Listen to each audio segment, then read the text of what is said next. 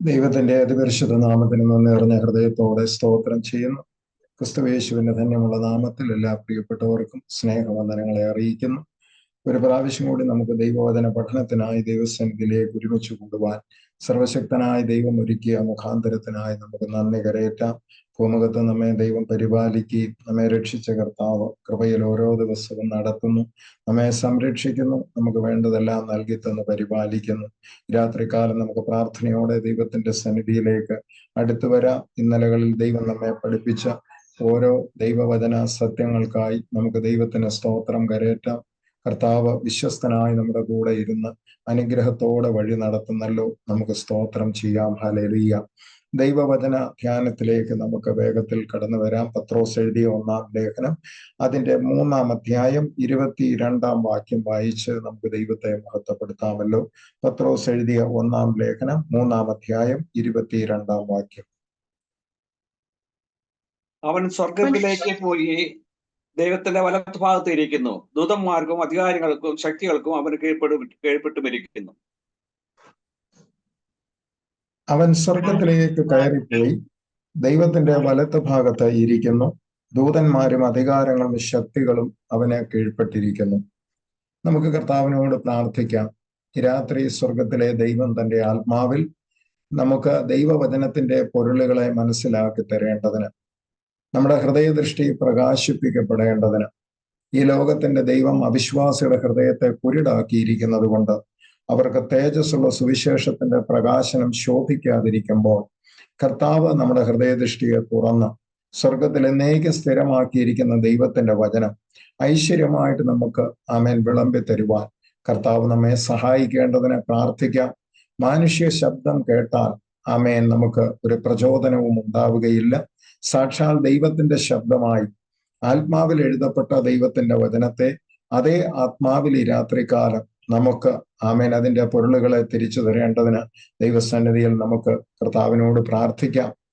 എനിക്കായി കരുതുന്നവൻ, ഭാരങ്ങൾ വഹിക്കുന്നവൻ, എനിക്കായി കരുതുന്നവൻ, ഭാരങ്ങൾ വഹിക്കുന്നവൻ, എന്നെ കൈവിടാത്തവൻ, യേശുവൻ കൂടെയുണ്ട്, എന്നെ കൈവിടാത്തവൻ, യേശുവൻ കൂടെയുണ്ട്. പരീക്ഷ എന്റെ ദൈവം അനുവദിച്ചാൽ പരിഹാരം എനിക്കായി കരുതിയിട്ടുണ്ട്. പരീക്ഷ എന്റെ ദൈവം അനുവദിച്ചാൽ പരിഹാരം എനിക്കായി കരുതിയിട്ടുണ്ട്. എന്തിനെന്നു ചോദിക്കില്ല ഞാൻ, എന്റെ നന്മയ്ക്കായെന്നറിയുന്നു ഞാൻ. എന്തിനെന്നു ചോദിക്കില്ല ഞാൻ, എന്റെ നന്മയ്ക്കായെന്നറിയുന്നു ഞാൻ. എരിതിയിൽ വീണാലും അവിടെ ഞാൻ ഏകനല്ല, എരിതിയിൽ വീണാലും അവിടെ ഞാൻ ഏകനല്ല. വീഴുന്നതോ തീയിലല്ല, യേശുവിൻ കരങ്ങളിലാ. വീഴുന്നതോ തീയിലല്ല, യേശുവിൻ കരങ്ങളിലാ. പരീക്ഷ എന്റെ ദൈവം അനുവദിച്ചാൽ പരിഹാരം എനിക്കായി കരുതിയിട്ടുണ്ട്. പരീക്ഷ എന്റെ ദൈവം അനുവദിച്ചാൽ പരിഹാരം എനിക്കായി കരുതിയിട്ടുണ്ട്. എന്തിനെന്നു ചോദിക്കില്ല ഞാൻ, എന്റെ നന്മയ്ക്കായെന്നറിയുന്നു ഞാൻ. എന്തിനെന്നു ചോദിക്കില്ല ഞാൻ, എന്റെ നന്മയ്ക്കായെന്നറിയുന്നു ഞാൻ. ദൈവം എനിക്കനുകൂലം, അതു നന്നായി അറിയുന്നു ഞാൻ. ദൈവം എനിക്കനുകൂലം, അതു നന്നായി അറിയുന്നു ഞാൻ. ദൈവമനുകൂലമെങ്കിൽ ആരെനിക്കെതിരായിടും? ദൈവമനുകൂലമെങ്കിൽ ആരെനിക്കെതിരായിടും? പരീക്ഷ എന്റെ ദൈവം അനുവദിച്ചാൽ പരിഹാരം എനിക്കായി കരുതിയിട്ടുണ്ട്. പരീക്ഷ എന്റെ ദൈവം അനുവദിച്ചാൽ പരിഹാരം എനിക്കായി കരുതിയിട്ടുണ്ട്. എന്തിനെന്ന് ചോദിക്കില്ല ഞാൻ, എന്റെ നന്മയ്ക്കായെന്നറിയുന്നു ഞാൻ. എന്തിനെന്ന് ചോദിക്കില്ല ഞാൻ, എന്റെ നന്മയ്ക്കായെന്നറിയുന്നു ഞാൻ. നമുക്ക് തലമുണക്കാം, ദൈവസന്നിധിയിൽ കർത്താവിനോട് പ്രാർത്ഥിക്കാം. സ്വർഗസ്ഥ പിതാവാം നല്ല ദൈവമേ, നല്ല ദിവസത്തിന്റെ രാത്രിയാമത്തിനായി സ്തോത്രം കരയേറ്റുന്നു. തിരുവചനം ഗ്രഹിക്കുവാൻ കർത്താവേ രാത്രികാലം ഞങ്ങളെ സഹായിക്കണമേ.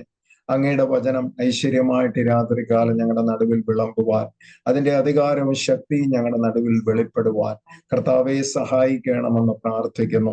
അവിടുന്ന് ആകർഷിച്ച് കൂട്ടിക്കൊണ്ടുവന്ന അങ്ങയുടെ മക്കൾക്കായി ദൈവത്തെ സ്തുതിക്കുന്നു. കർത്താവെ രാത്രികാലം ദൈവസന്നിധി ഞങ്ങൾ ഇരിക്കുമ്പോൾ ഹല്ലേലൂയ ദൈവവചനത്തിലൂടെ ഉറപ്പും ധൈര്യവും ഞങ്ങൾക്കുണ്ടാകുവാൻ, ഞങ്ങളുടെ വിശ്വാസത്തിന് സ്ഥിരത ഉണ്ടാകുവാൻ, ഞങ്ങളുടെ പ്രത്യാശയൊന്ന് പുതുക്കുവാൻ, ഈ തിന്മ നിറഞ്ഞ ലോകത്തിൽ ഞങ്ങൾ ജീവിക്കുമ്പോൾ ഞങ്ങൾ ആരെ വിശ്വസിക്കുന്നുവെന്ന് യഥാർത്ഥമായി ഒന്ന് അറിയുവാൻ കർത്താവെ സഹായിക്കണമെന്ന് പ്രാർത്ഥിക്കുന്നു. അങ്ങ് ഞങ്ങൾക്ക് വേണ്ടി ചെയ്തിരിക്കുന്നതും ഇന്നും ചെയ്തുകൊണ്ടിരിക്കുന്നതുമായ ആ ആത്മീയ അനുഭവങ്ങളെ ഞങ്ങൾ ധ്യാനിക്കുവാനും ഞങ്ങളുടെ ഹൃദയത്തിൽ അത് സംഗ്രഹിക്കുവാനും ഞങ്ങളുടെ വാഗ്ദത്തങ്ങളെ ഒന്ന് ഓർത്ത് ദൈവത്തെ മഹത്വപ്പെടുത്തുവാനും ഈ രാത്രികാലം ഞങ്ങളെ സഹായിച്ചു കൊണ്ടിരിക്കണമെന്ന് പ്രാർത്ഥിക്കുന്നു. ലിങ്ക് ചെയ്യപ്പെട്ട എല്ലാ പ്രിയപ്പെട്ടവർക്കായി സ്തോത്രം. ഇനിയും ആരെങ്കിലും ലിങ്ക് ചെയ്യാനുണ്ടെങ്കിൽ അവരെയും വേഗത്തിൽ കൂട്ടിവരുത്തി ഈ രാത്രി ഞങ്ങൾക്ക് ഒരുമിച്ച് ഈ ശുശ്രൂഷ അനുഗ്രഹമാക്കണമേ. അങ്ങയുടെ ജനത്തെ ശുശ്രൂഷിപ്പാൻ അടിയന് കൃപ തരണം കർത്താവേ. പരിജ്ഞാനത്തിൽ നിന്ന് ശുശ്രൂഷിക്കുവാൻ ദൈവാത്മാവ് തരുന്ന ദൈവവചന സത്യങ്ങളെ ആമേൻ അത് പ്രാഗൽഭ്യത്തോടെ പ്രസ്താവിക്കുവാൻ, അധികാരത്തോടെ ജനത്തിന്റെ നടുവിൽ വിളമ്പുവാൻ അവിടുന്ന് സഹായിക്കണമെന്ന് പ്രാർത്ഥിക്കുന്നു. അങ്ങ് നൽകി തന്നിരുന്നതല്ലാതെ മറ്റൊന്നും വിളമ്പാൻ ഇടയാകരുത് കർത്താവേ. അഞ്ചപ്പം എടുത്ത് അനുഗ്രഹിച്ച് വിളമ്പാൻ തന്റെ ശിഷ്യന്മാരുടെ കരങ്ങളിൽ കൊടുത്തപ്പോൾ അവിടെ ഇരുന്ന പുരുഷാരത്തിന് തൃപ്തി വന്ന് മിച്ചം വന്നു എന്ന് ഞങ്ങൾ വചനത്തിൽ വായിക്കുന്ന കർത്താവേ, ഈ രാത്രികാലം ആമേൻ സ്തോത്രം വിശപ്പോടെ ദൈവസന്നിധിയിൽ ഇരിക്കുമ്പോൾ കർത്താവെ ഞങ്ങളുടെ അകത്തുള്ള മനുഷ്യനും പുറത്തുള്ള മനുഷ്യനും ആവശ്യമായ ദൈവവചന നന്മകളെ ഞങ്ങൾക്ക് നൽകി തന്ന് ശക്തീകരിക്കണമെന്ന് പ്രാർത്ഥിക്കുന്നപ്പ ഹല്ലേലൂയ. തിരുസന്നിധിയിൽ ഈ രാത്രിയിലെ ശുശ്രൂഷ ഏൽപ്പിക്കുകയാണ്. അങ്ങ് തന്നെ ഈ ശുശ്രൂഷയിൽ മഹത്വം എടുക്കണം. പ്രാർത്ഥന കേട്ടതുകൊണ്ട് സ്തോത്രം. യേശു ക്രിസ്തുവിൻ അൻപുള്ള നാമത്തിൽ തന്നെ ദൈവത്തിന്റെ അതിപരിശുദ്ധ നാമത്തിന് പിന്നെയും സ്തോത്രം കരയേറ്റുന്നു. എല്ലാ പ്രിയപ്പെട്ടവർക്കും ക്രിസ്തുയേശുവിന്റെ ധന്യമുള്ള നാമത്തിൽ സ്നേഹവന്ദനം ചൊല്ലുന്നു. ആമേൻ സ്തോത്രം. നാം ചിന്തിക്കുന്ന ദൈവവചന ഭാഗത്തിലേക്ക് നമുക്ക് വേഗത്തിൽ കടന്നു വരാം. ആമേൻ സ്തോത്രം. പത്രോസ് എഴുതിയ 1-ാം ലേഖനം 3-ാം അധ്യായം അതിന്റെ 22-ാം വാക്യമാണ് നാം വായിച്ച് ചിന്തിച്ചു കൊണ്ടിരിക്കുന്നത്. അത് ഇപ്രകാരമാണ്. ഒരിക്കൽ കൂടി നമുക്കൊന്ന് വായിക്കാം. 3:22.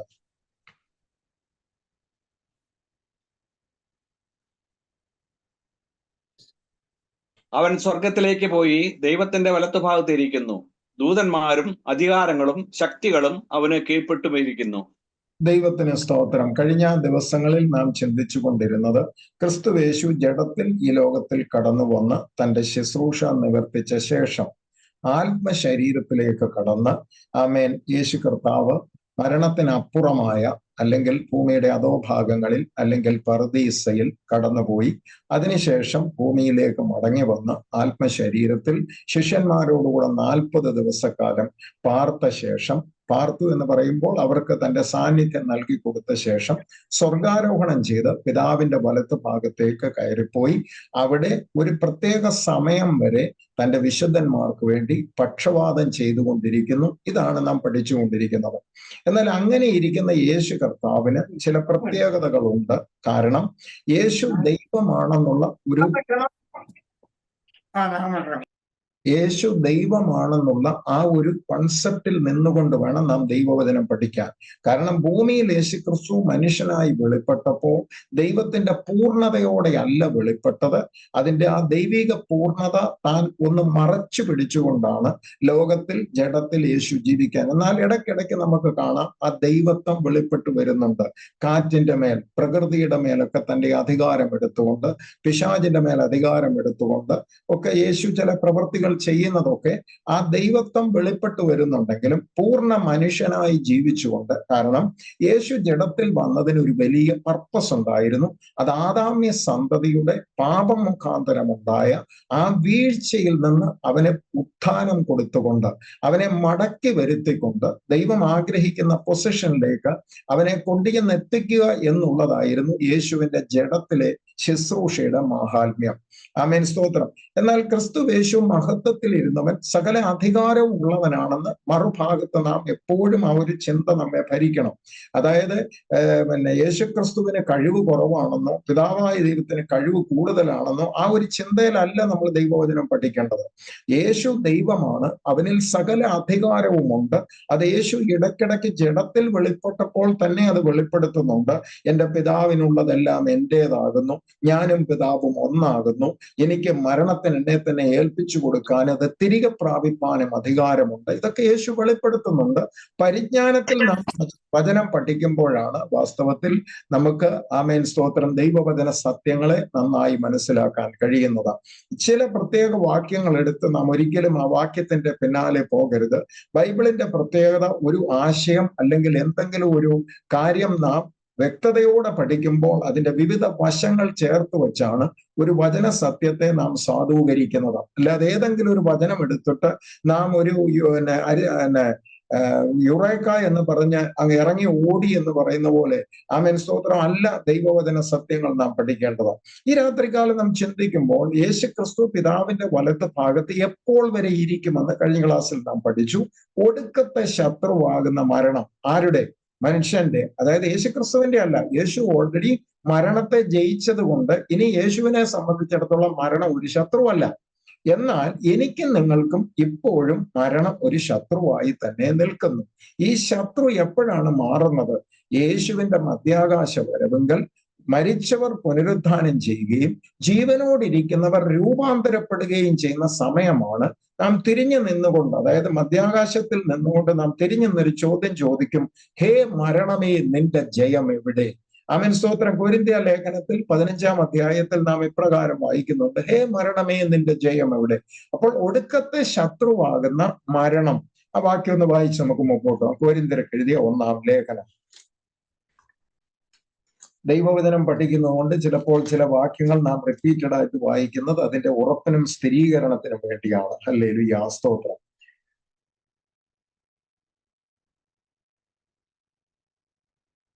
അതിന്റെ 15-ാം അധ്യായം 26-ാം വാക്യം ഒന്ന് വായിച്ചു. 25, 26 വെച്ചു. അവൻ സകല ശത്രുക്കളെയും കാൽ കീഴാക്കുവോളം വാഴേണ്ടതാകുന്നു. ഒടുക്കത്തെ ശത്രുവായിട്ട് മരണം നീങ്ങിപ്പോകും. സകലത്തെയും ശത്രുവാകുന്ന മരണം നീങ്ങിപ്പോകുന്നത് വരെ, യേശുവിനല്ല, എനിക്കും നിങ്ങൾക്കും മരണം നീങ്ങിപ്പോകുന്നത് വരെ, ആമേൻ സ്തോത്രം, അവൻ വാഴേണ്ടതാകുന്നു. അപ്പോൾ യേശു കർത്താവ് പിതാവിന്റെ വലത്ത് ഭാഗത്ത് ഈ പക്ഷപാത ശുശ്രൂഷ, ഇന്റർസെഷൻ, താൻ രക്ഷിച്ച, തന്റെ രക്തം കൊടുത്ത് വിലയ്ക്ക് വാങ്ങിയ തന്റെ മക്കൾക്ക് വേണ്ടിയുള്ള പക്ഷപാത ശുശ്രൂഷ, ഒടുക്കത്തെ ശത്രുവാകുന്ന മരണം നീങ്ങുന്നത് വരെ യേശു ആ ശുശ്രൂഷ ചെയ്തുകൊണ്ടിരിക്കും. എന്നാൽ തൊട്ടടുത്ത വാക്യം നമ്മൾ ചിന്തിച്ചത് ദൂതന്മാരും അധികാരങ്ങളും വാഴ്ചകളും ശക്തിയും എല്ലാം അവന് കീഴ്പ്പെട്ടിരിക്കുന്നു. പറഞ്ഞാൽ എവരി അതോറിറ്റി യേശുവിന്റെ പക്കലാണ്. എല്ലാറ്റിന്റെ മേലുമുള്ള അതോറിറ്റി യേശുവിന്റെ പക്കലാണ്.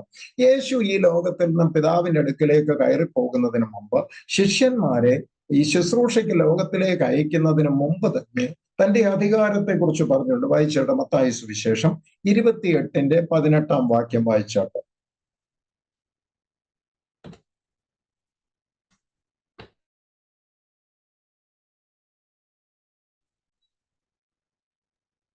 യേശു അടുത്തു ചെന്നു, സ്വർഗത്തിലും ഭൂമിയിലും സകല അധികാരവും എനിക്ക് നൽകപ്പെട്ടിരിക്കുന്നു. സ്വർഗത്തിലും ഭൂമിയിലുമുള്ള സകല അധികാരവും എനിക്ക് നൽകപ്പെട്ടിരിക്കുന്നു. പറഞ്ഞാൽ എല്ലാ അധികാരവും യേശുവിന്റെ പക്കലാണ്. ക്രിസ്തുവേശുവിന്റെ പക്കൽ സകല അധികാരവും ഉണ്ടെന്ന് പറഞ്ഞാൽ സകലതും അവന് കീഴ്പ്പെട്ടിരിക്കുന്നതാണ്. അധികാരമുള്ള ഒരു വ്യക്തിക്ക് ഇത് ശതാധിപൻ പറയുന്നുണ്ട്, എന്റെ അധികാരത്തിന് കീഴ്പ്പെട്ടിരിക്കുന്ന ഒരുത്തനോട് ഞാൻ എന്തു പറയുന്നുവോ അവൻ അത് കേൾക്കുന്നു. അപ്പോൾ സകല അധികാരവും യേശുവിന്റെ പക്കലുണ്ട്. എന്നാൽ നമ്മെ സംബന്ധിച്ചിടത്തോളം ഇന്ന് പാർഷ്യലായ ഒരു അനുഭവമേ നമുക്ക് ലഭിക്കുന്നുള്ളൂ. നമുക്ക് യേശുക്രിസ്തുവിലൂടെ ലോകത്തെ മനുഷ്യനെ സംബന്ധിച്ചിടത്തോളം ഒരു വിശുദ്ധന് 3 ശത്രുക്കളുണ്ട്. 3 ശത്രു എന്ന് വെച്ച് കഴിഞ്ഞാൽ നമ്മുടെ അയൽവാസികളല്ല, അല്ലെങ്കിൽ നമുക്ക് ഉപദ്രവം ചെയ്യുന്ന വ്യക്തികളല്ല.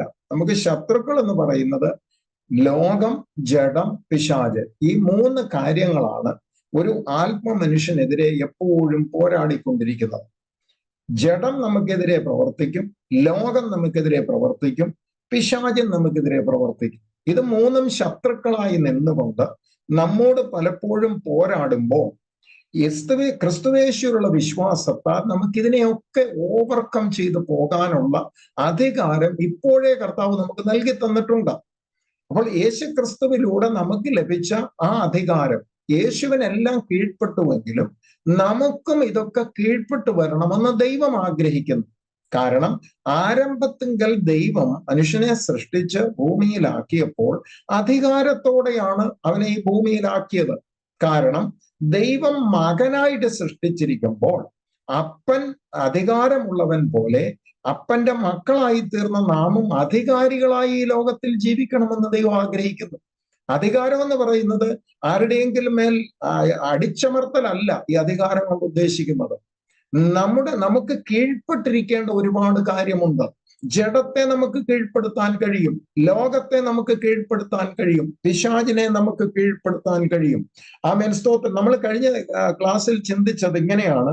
എഫേസ്യർക്ക് എഴുതിയ ലേഖനത്തിൽ നാം ഇങ്ങനെ വായിക്കുന്നു, 1-ാം അധ്യായം 20 മുതൽ 22 വരെയുള്ള വാക്യങ്ങൾ. Ephesians chapter 1, 20-22.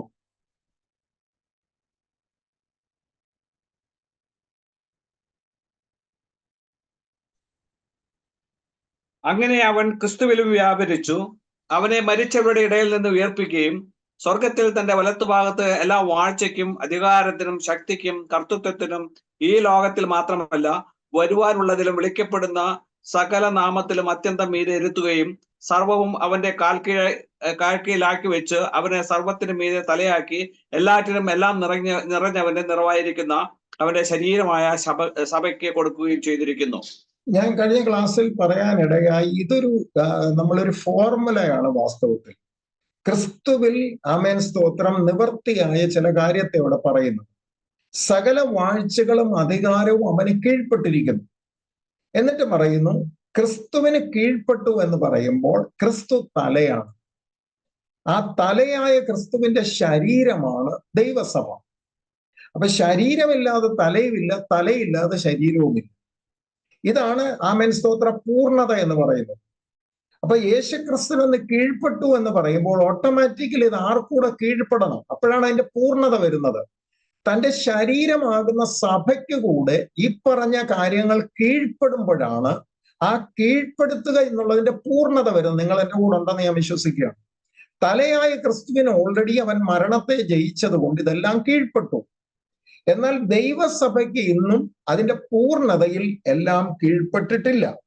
ആമേൻ സ്തോത്രം. മനുഷ്യർക്ക് പൂർണ്ണമായ വിജയം നേടുവാൻ എന്നും കഴിഞ്ഞിട്ടില്ല. അതിന്റെ കാരണങ്ങളുണ്ട്. മനുഷ്യൻ ജഡത്തിൽ ബലഹീനതകളോടുകൂടെ ജീവിക്കുന്നത് കൊണ്ട്. എങ്കിലും ആ ബലഹീനതകൾ ഉണ്ടെങ്കിൽ പോലും നമുക്ക് ഇതിന്റെ മേലെല്ലാം ജയമെടുക്കാൻ സാധിക്കുമെന്ന് ദൈവവചനം നമുക്ക് ഉറപ്പു തരുന്നുണ്ട്. ഇന്ന് നമുക്ക് ക്രിസ്തുവേശുവിലുള്ള വിശ്വാസത്താൽ പിശാചിനോട് ധൈര്യമായിട്ട് എതിർത്ത് നിൽക്കാം. പണ്ട് കാലങ്ങളിൽ, ക്രിസ്തുവേശുവിന് മുമ്പുള്ള കാലങ്ങളിൽ ഇതുപോലെ മനുഷ്യർക്ക് സാധിക്കുമായിരുന്നില്ല. പിശാചിനോട് നേരിട്ട് എതിർത്ത് നിൽക്കാൻ മനുഷ്യർക്ക് സാധിക്കുമായിരുന്നില്ല. കാരണം പിശാച് എപ്പോഴും അവരുടെ മേൽ അപ്പർ ഹാൻഡ് എടുക്കാൻ തക്കവണ്ണം പാപത്തിന് മനുഷ്യൻ അടിമപ്പെട്ടു പോയിരുന്നു.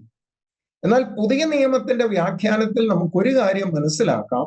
പാപസംബന്ധമായി നാം മരിച്ചത് കൊണ്ട് ഇനി പാപത്തിന് നമ്മുടെ മേൽ കർത്തൃത്വം എടുക്കാൻ കഴിയാത്തത് കൊണ്ട് അൺടിൽ ആൻഡ് അൺലെസ് പാപത്തിന് ഞാനും നിങ്ങളും അനുവാദം കൊടുക്കാതെ ഈ പാപത്തിന് നമ്മെ കീഴ്പ്പെടുത്താൻ ഇനി സാധ്യമല്ല. ഇത് പഴയ നിയമത്തിൽ ലഭിക്കാത്ത ഒരു വലിയ പദവിയാണ് പുതിയ നിയമത്തിൽ നമുക്ക് ലഭിച്ചിരിക്കുന്നത്. നാം മനസ്സ് വെച്ചാൽ ഒരു പാപത്തിന് നമ്മെ കർത്തൃത്വം നടത്താൻ സാധ്യമല്ല. അത് ദൈവവചനം തരുന്ന ആമേൻ അധികാരമാണ്. വായിച്ചാട്ട് റോമാലേഖനത്തിലേക്ക് വന്നാട്ട് 6-ാം അധ്യായം റോമൻസ്. നമ്മുടെ കൺഫ്യൂഷൻ ദൈവവചനത്തിൽ കൂടെയാണ് നാം മാറ്റുന്നത്. ആരെങ്കിലും എന്തെങ്കിലും പറയുന്നത് കേട്ടിട്ടല്ല. പുതിയ നിയമത്തിന്റെ വചന സത്യങ്ങൾ എന്ന് പറയും നമുക്ക് കൂടുതൽ സ്വാതന്ത്ര്യം തരുന്നതാണ്. 6-ാം അധ്യായം വായിച്ചോട്ട് അതിന്റെ 6-ാം അധ്യായത്തിന്റെ 14-ാം വാക്യം.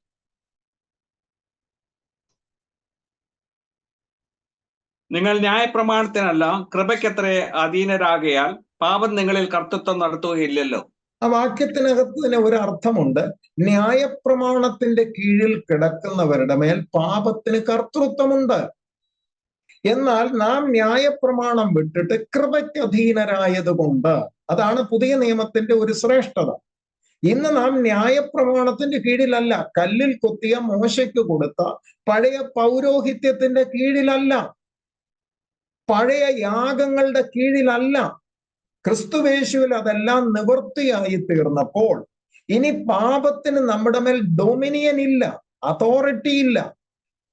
നാം അനുവദിക്കാത്തിടത്തോളം പാപത്തിന് നമ്മെ കർത്തൃത്വം നടത്താൻ സാധ്യമല്ല എന്ന് വചനം പഠിപ്പിക്കുമ്പോൾ നാം അനുവദിച്ചു കൊടുത്തെങ്കിൽ മാത്രമേ പാപത്തിന് നമ്മെ വാഴാൻ സാധിക്കൂ.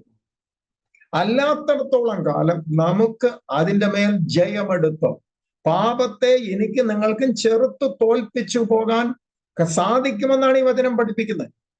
ക്രിസ്തുവേശുവിലുള്ള വിശ്വാസത്താൽ ലോകത്തെ നാം ജയിച്ചിരിക്കുന്നു. ഒരു ശത്രുവാണ് പാപം. ആ പാപത്തിന് നമ്മുടെ മേൽ കർത്തൃത്വം നടത്താൻ സാധ്യമല്ല എന്ന് പറഞ്ഞാൽ നമുക്ക് അതിനെ കൺട്രോൾ ചെയ്ത് കൊണ്ടുപോകാമെന്ന അതിനർത്ഥം. അതിന് നമ്മുടെ മേൽ അപ്പർ ഹാൻഡ് എടുത്ത് നമ്മെ കീഴ്പ്പെടുത്താൻ സാധ്യമല്ല. ആമേൻ. രണ്ടാമത്തെ ശത്രുവാണ് ലോകം. ഈ ലോകവുമായിട്ടുള്ള യോഹന്നാന്റെ ലേഖനത്തിലേക്ക് വന്നാട്ട് 1 യോഹന്നാന്റെ ലേഖനം 5-ാം അധ്യായം അതിന്റെ 4-ാം വാക്യം ഒന്ന് വായിച്ചു. 4-ഉം 5-ഉം വായിച്ചു. ദൈവത്തിൽ നിന്ന് ജനിച്ച 1 യോഹന്നാന്റെ ലേഖനം 5-ാം അധ്യായം 4-5 വാക്യം. ദൈവത്തിൽ നിന്ന് ജനിച്ചതൊക്കെയും ലോകത്തെ ജയിക്കുന്നു. ലോകത്തെ ജയിച്ച ജയമോ നമ്മുടെ വിശ്വാസം തന്നെ. യേശു ദൈവപുത്രൻ എന്ന് വിശ്വസിക്കുന്നവൻ അല്ലാതെ ആരാകുന്നു ലോകത്തെ ജയിക്കുന്നവൻ? ലോകത്തെ ആരാണ് ജയിക്കുന്നത്? അത് വളരെ വ്യക്തമായിട്ട് അവിടെ കൊടുത്തിരിക്കുന്നു. ദൈവത്തിൽ നിന്ന് ജനിച്ചതൊക്കെയും. ഞാനും നിങ്ങളും ദൈവത്തിൽ ജനിച്ചിരിക്കുക. നാം ആണ് ദൈവത്തിൽ ജനിച്ചിരിക്കുന്നത്. ആർക്കെങ്കിലും സംശയമുണ്ടോ? നാം വചനത്തിൽ ജനിച്ചവർ. വീണ്ടും ജനനം ദൈവവചനത്തിലൂടെയാണ്. അവരാണ് ദൈവത്തിൽ ജനിച്ചവൻ. കാരണം അവരിൽ ദൈവത്തിന്റെ വിത്ത് വസിക്കുന്നു. അവർക്ക് പാപം അവരെ കീഴ്പ്പെടുത്താൻ കഴിയില്ല. അത് മനസ്സിലാക്കണമെങ്കിൽ അതിന്റെ 5-ാം അധ്യായം 18-ാം വാക്യം കൂടെ വായിച്ചു. യോഹന്നാന്റെ ലേഖനം തന്നെ 5-ാം അധ്യായം 18-ാം വാക്യം.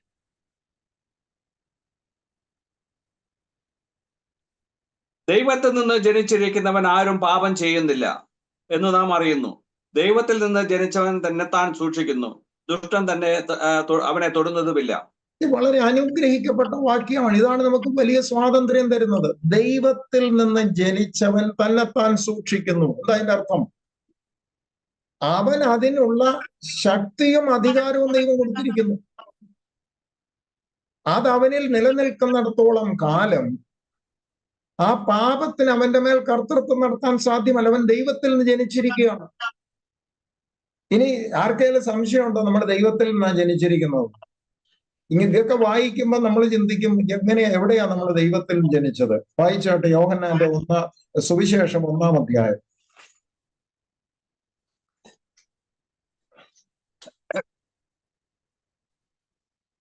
അതിന്റെ 12-ാം വാക്യം 13-ാം വാക്യം എന്ന് വായിച്ചു. 12-ഉം 13-ഉം. യോഹന്നാന്റെ സുവിശേഷം 1-ാം അധ്യായം 12-ഉം 13-ഉം. അവനെ കൈക്കൊണ്ട് അവന്റെ നാമത്തിൽ വിശ്വസിക്കുന്ന ഏവർക്കും ദൈവമക്കൾ ആകുവാൻ അവൻ അധികാരം കൊടുത്തു. അവർ രക്തത്തിൽ നിന്നല്ല, ജഡത്തിന്റെ ഇഷ്ടത്താലല്ല, പുരുഷന്റെ ഇഷ്ടത്താലുമല്ല, ദൈവത്തിൽ നിന്ന് അത്രേ ജനിച്ചത്. അവരെവിടുന്ന് ജനിച്ചു? ദൈവത്തിൽ നിന്നും ജനിച്ചവരത്രേ. നമ്മൾ അറിയേണ്ട ചില സത്യമുണ്ട്. അവനെ കൈക്കൊണ്ട്, യേശു ക്രിസ്തുവിനെ കൈക്കൊണ്ട് അവന്റെ നാമത്തിൽ വിശ്വസിക്കുന്നവർ ജനിച്ചിരിക്കുന്നത് ദൈവത്തിൽ നിന്നാണ്. ഈ വചന സത്യങ്ങളൊക്കെ നമ്മൾ അറിയുമ്പോൾ പാപം നമ്മെ വിട്ട് ഓടണം. കാരണം പലപ്പോഴും പരിജ്ഞാനക്കുറവാണ് പല തെറ്റിദ്ധാരണകളും, അല്ലെങ്കിൽ അധികാരം നമുക്ക് പലപ്പോഴും യൂസ് ചെയ്യാൻ കഴിയാത്തത്. ഇവിടെ ദൈവവചനം വളരെ വ്യക്തമായിട്ട് പറയുന്നു, ദൈവത്തിൽ നിന്ന് ജനിച്ചവനാണ് ലോകത്തെ ജയിക്കുന്നത്. അപ്പം നമ്മൾ ദൈവത്തിൽ ജനിച്ചിരിക്കുന്ന വാസ്തവത്തിൽ എന്തിനു വേണ്ടിയാ? ലോകത്തെ ജയിക്കാനാ. എന്താ ഈ ലോകം എന്ന് പറയുന്നത്? ജഡമോഹം, കൺമോഹം, ജീവനത്തിന്റെ പ്രതാപം, അങ്ങനെ ലോകവുമായി evil system of this world, അതാ ലോകം. കോസ്മോസ് എന്ന വാക്ക് അതിനിട്ടിരിക്കുന്നു. Evil system of this world എന്ന് പറഞ്ഞാൽ നമ്മൾ ഈ കണ്ണുകൊണ്ട് കാണുന്ന സൂര്യനോ ചന്ദ്രനോ ഒന്നും അല്ല ലോകം. ബൈബിളിലെ ലോകം എന്ന വാക്കുകൊണ്ട് അർത്ഥമാക്കുന്നത് പൈശാചികന്റെ നിയന്ത്രണമുള്ള ഒരു ഈവിൾ സിസ്റ്റം ഈ ലോകത്തിൽ നടക്കുന്നത്. അതുകൊണ്ട് ആ സർവ്വലോകവും ദുഷ്ടന്റെ അധീനതയിൽ കിടക്കുന്നു എന്നൊക്കെ നമ്മൾ വായിക്കുന്നത്. അപ്പോൾ അങ്ങനെ ആ പാപത്തിന്റെയും ലോകത്തിന്റെയും നടുവിൽ ക്രിസ്തു ദൈവത്തിൽ നിന്ന് ജനിച്ച ദൈവ മക്കളായി തീർന്നവർക്ക് ലോകത്തെ ജയിക്കാൻ കഴിയും. അവരുടെ ഉള്ളിലേക്ക് ലോകത്തിന് കടക്കാൻ അവർ പെർമിറ്റ് ചെയ്യാൻ. ഈ 3 ശത്രുവിനും നാം അനുവാദം കൊടുക്കാതെ നമ്മുടെ മേൽ ഒരു അധികാരവുമില്ല. നമ്മൾ പഴയ നിയമ വിശ്വാസികളല്ല. അതുകൊണ്ടാണ് ഞാൻ പലപ്പോഴും പഴയ നിയമത്തിന്റെ ഒരു ഭാഗത്തോട്ട് ഞാൻ പോകാത്തത്. പഴയ നിയമത്തിൽ കുറച്ച് കഥകൾ നമുക്ക് കേൾക്കാൻ കിട്ടിയേക്കാം. കുറച്ച് ദാവീദും ഗോലിയാത്തും ചെങ്കടലും യോർദാനും ഒക്കെ അവിടെ ഇങ്ങനെ ഒഴുകിക്കൊണ്ടിരിക്കുക. പക്ഷെ പുതിയ നിയമത്തിലേക്ക് നാം വന്നു കഴിയുമ്പോൾ, കൃപയുടെ പ്രമാണത്തിന് ഞാൻ നിങ്ങളും എത്തിക്കഴിയുമ്പോൾ കാര്യങ്ങൾ മാറി. ആ പഴയതിന്റെ ആ തുമ്പിലല്ല നാം ഇന്ന് പിടിച്ചിരിക്കുന്നത്. അതുകൊണ്ട് എബ്രായ ലേഖനത്തിൽ അപ്പോസ്തലനായ പൗലോസ് വളരെ വ്യക്തമായിട്ട് പറയുന്ന, പേടിപ്പിക്കുന്ന പർവ്വതത്തിന്റെ അരികിലേക്കല്ല നിങ്ങൾ വന്നിരിക്കുന്നത്. കാരണം പഴയ നിയമത്തിൽ ദൈവസാന്നിധ്യത്തിലേക്ക് പോവാന്ന് പറയുമ്പോൾ ഇസ്രയേലിന് പേടിയാ, എന്തും സംഭവിക്കാം, തിരിച്ചു വരുമോ എന്നുള്ള ഉറപ്പില്ല. അങ്ങനെ ഭയത്തോടെയാണ് അവർ കടന്നു വന്നുകൊണ്ടിരുന്നത്. പെട്ടെന്ന് ആ വാക്യം കൂടെ ഒന്ന് വായിച്ചാട്ട്. നമുക്ക് ഇതൊക്കെ ഡെലിവറൻസ് ആണ് വാസ്തവത്തിൽ. ദൈവസന്നിധിയിലേക്ക് നാം കടന്നു വരുമ്പോൾ നമ്മളെ എന്താണ് നമ്മുടെ പ്രാഗൽഭ്യം എന്ന് നമ്മൾ തിരിച്ചറിയണം. 12-ാം അധ്യായം, ഹെബ്രായ ലേഖനം 12-ാം അധ്യായം അതിന്റെ 18 മുതലുള്ള വാക്യങ്ങളൊന്ന് വായിച്ചാട്ട്.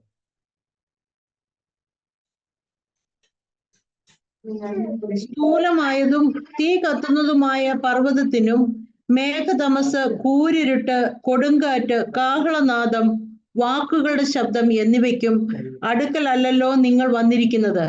ആ ശബ്ദം കേട്ടവർ ഇനി ഒരു വചനവും തങ്ങളോട് പറയരുതേ എന്ന് അപേക്ഷിച്ചു.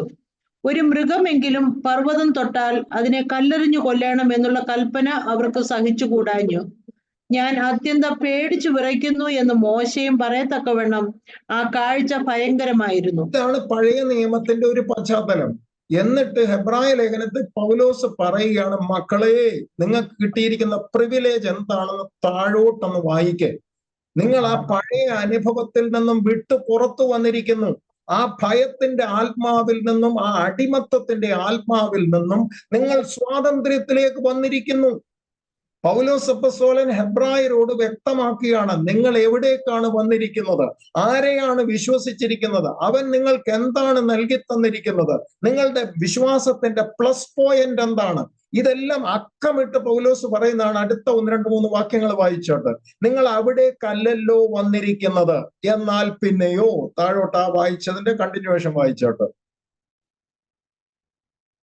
പിന്നെയോ സിയോൻ പർവ്വതത്തിനും ജീവനുള്ള ദൈവത്തിന്റെ നഗരമായ സ്വർഗീയ യെരൂശലേമിനും അനേകായിരം ദൂതന്മാരുടെ സർവ്വസംഘത്തിനും സ്വർഗത്തിൽ പേരെഴുതിയിരിക്കുന്ന ആദിജാതന്മാരുടെ സഭയ്ക്കും എല്ലാവരുടെയും ദൈവമായ ന്യായാധിപതിക്കും സിദ്ധന്മാരായ നീതിമാന്മാരുടെ ആത്മാക്കൾക്കും പുതുനിയമത്തിന്റെ മധ്യസ്ഥനായ യേശുവിനും ഹാബേലിന്റെ രക്തത്താൽ ഗുണകരമായി സംസാരിക്കുന്ന പുണ്യാഹ രക്തത്തിനും അടുക്കലേക്കത്രേ നിങ്ങൾ വന്നിരിക്കുന്നത്. ആദ്യം പറഞ്ഞ കാര്യങ്ങളൊക്കെ കേട്ടാൽ തന്നെ നമുക്ക് പേടി തോന്നും. കൂരിരുട്ട്, അന്ധതമസ്, തീ കത്തുന്നു.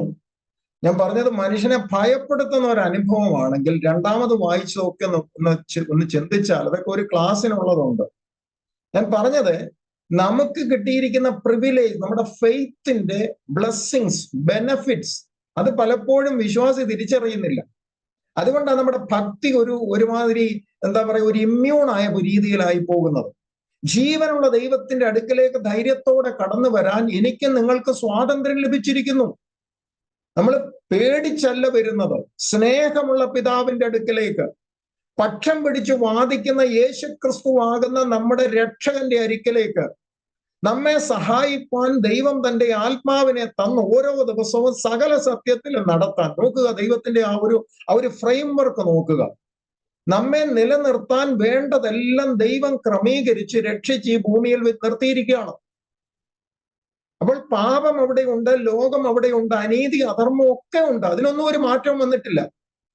എന്നാൽ നമ്മൾ പകർന്നിരിക്കുന്ന ചില ഗുണങ്ങൾ, നമ്മിൽ ദൈവം ക്രിസ്തുയേശുവിലൂടെ നൽകി തന്നിരിക്കുന്ന ചില അഡ്വാൻറ്റേജസ് നമ്മൾ മനസ്സിലാക്കി കഴിയുമ്പോഴാണ് നമ്മൾ ഈ പുതിയ നിയമത്തിന്റെ ബ്ലെസ്സിങ് ശരിക്കും എൻജോയ് ചെയ്യുന്നില്ല. കുറച്ചൊക്കെ പാർഷ്യലായിട്ട് നമ്മൾ ഒരു സന്തോഷത്തിന്റെ അനുഭവത്തിലേക്ക് പോകുന്നുള്ളൂ അല്ലാതെ ഒരു ആത്മീക സന്തോഷത്തിന്റെ ആഴത്തിലേക്ക് നാം പോകുന്നില്ല. അപ്പോൾ പാപത്തിന്, ദൈവമക്കളോട് പറയട്ടെ, പാപത്തിന് നമ്മുടെ മേൽ കർത്തൃത്വമില്ല. ഞാനും നിങ്ങളും അനുവദിച്ചു കൊടുത്തിട്ട് പാപം എന്നെ ശല്യപ്പെടുത്തി, പാപത്തിന് ഞാൻ വീണുപോയി എന്ന് പറയുന്നത് that is A different thing. സ്വമേധയാ പാപത്തിന് നമ്മുടെ മേൽ നമ്മെ കീഴ്പ്പെടുത്താൻ സാധ്യമല്ല. ലോകത്തിന് നമ്മെ കീഴ്പ്പെടുത്താൻ സാധ്യമല്ല. പിശാചിനും കീഴ്പ്പെടുത്താൻ സാധ്യമല്ല. അവനെ ചെറുത്തു തോൽപ്പിക്കാൻ നമ്മെ ദൈവം അധികാരപ്പെടുത്തിയിട്ടുണ്ട്. ഇവിടെ ഈ ശബ്ദം കേൾക്കുന്ന, റെക്കോർഡഡ് മെസ്സേജ് കേൾക്കുന്ന പ്രിയപ്പെട്ടവരോട് ദൈവനാമത്തിൽ ഓർപ്പിക്കട്ടെ, അവനെ എതിർത്ത് തോൽപ്പിക്കാനുള്ള അധികാരം ദൈവം നമുക്ക് തന്നിട്ടുണ്ട്. പണ്ട് കാലങ്ങളിൽ അങ്ങനല്ല, പഴയ നിയമത്തിന്റെ കാലങ്ങളിൽ അങ്ങനല്ല. അവനെ പേടിച്ച മനുഷ്യൻ നടന്നേ. എന്നാൽ പുതിയ നിയമ വിശ്വാസിയോട് പറയട്ടെ, അവനെ പേടിച്ചല്ല, വാസ്തവത്തിൽ അവൻ നമ്മളെ പേടിച്ച് നടക്കുക. കാരണം നമ്മളൊന്ന് അധികാരത്തോടെ ശാസിച്ചാൽ അവനോട് നിൽക്കാൻ പറ്റില്ല. അതാ കർത്താവ് പറഞ്ഞ പാമ്പുകളെയും ശിഷ്യന്മാര് മടങ്ങി വന്നിട്ട് എന്താ കർത്താവിനോട് പറഞ്ഞ, കർത്താവേ ഭൂതങ്ങളും ഞങ്ങൾക്ക് എന്ത് ചെയ്യുന്നു? ഇതുവരെ ഉണ്ടാകാത്ത സംഭവമാണെന്നേ.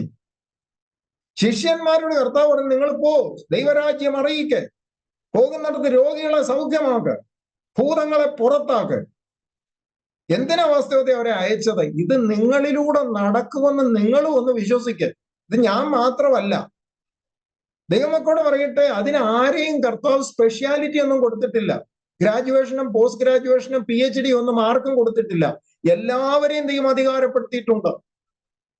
നാം നമ്മുടെ ജീവിതത്തെ ദൈവഹിതപ്രകാരം ക്രമീകരിച്ചു കൊണ്ടുപോയെങ്കിൽ നമുക്ക് ഭൂതങ്ങളുടെ മേലും പിശാചിന്റെ എല്ലാ ശക്തികളുടെ മേലും അധികാരമുണ്ട്. ക്രിസ്തുയേശു ഈ ലോകത്തിൽ കടന്നു വന്ന് പിശാചിന്റെ മേൽ ജയമെടുത്തത്, വാഴ്ചകളെയും അധികാരങ്ങളെയും ആയുധവർഗം വെപ്പിച്ച് ക്രൂശിൽ ജയോത്സവം കൊണ്ടാടി എന്ന് പറയുന്നത് ഒരു സ്റ്റേറ്റ്മെന്റ് അല്ല. That is for you and me.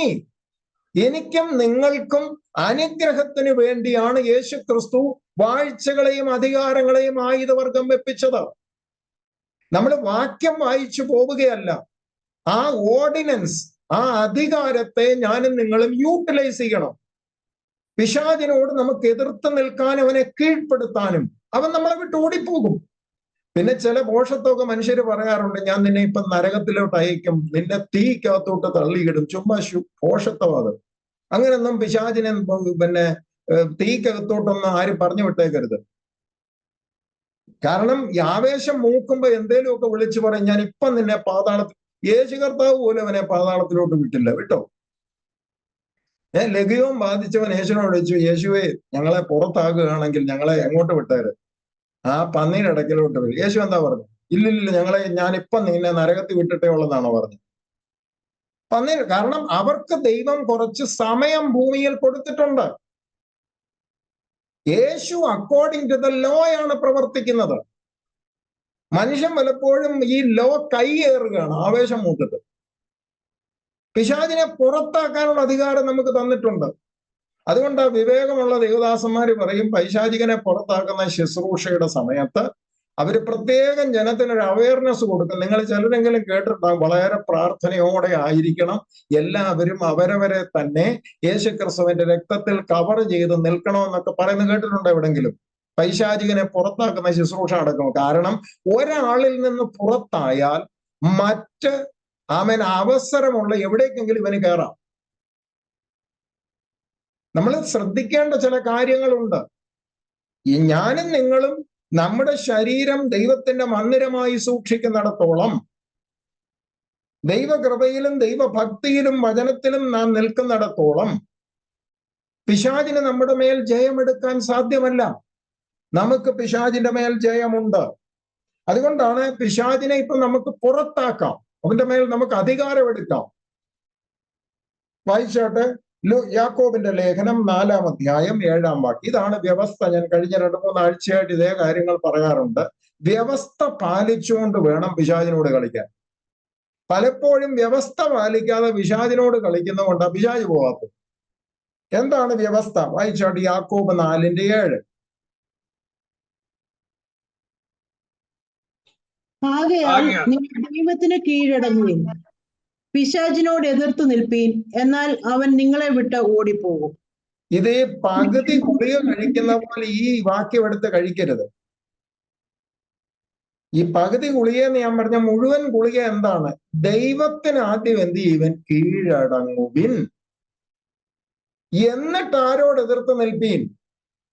പിശാചിനോട് എതിർത്ത് നിൽപ്പീൻ, അവൻ നിങ്ങളെ വിട്ട് ഓടിപ്പോകും. അതാണ് അതിന്റെ ക്ലോസ്. അപ്പം ദൈവത്തിന് കീഴടങ്ങാതിരിക്കുന്നിടത്തോളം പിശാച് നമുക്ക് കീഴടങ്ങുകയാണെന്ന് ചുരുക്കം.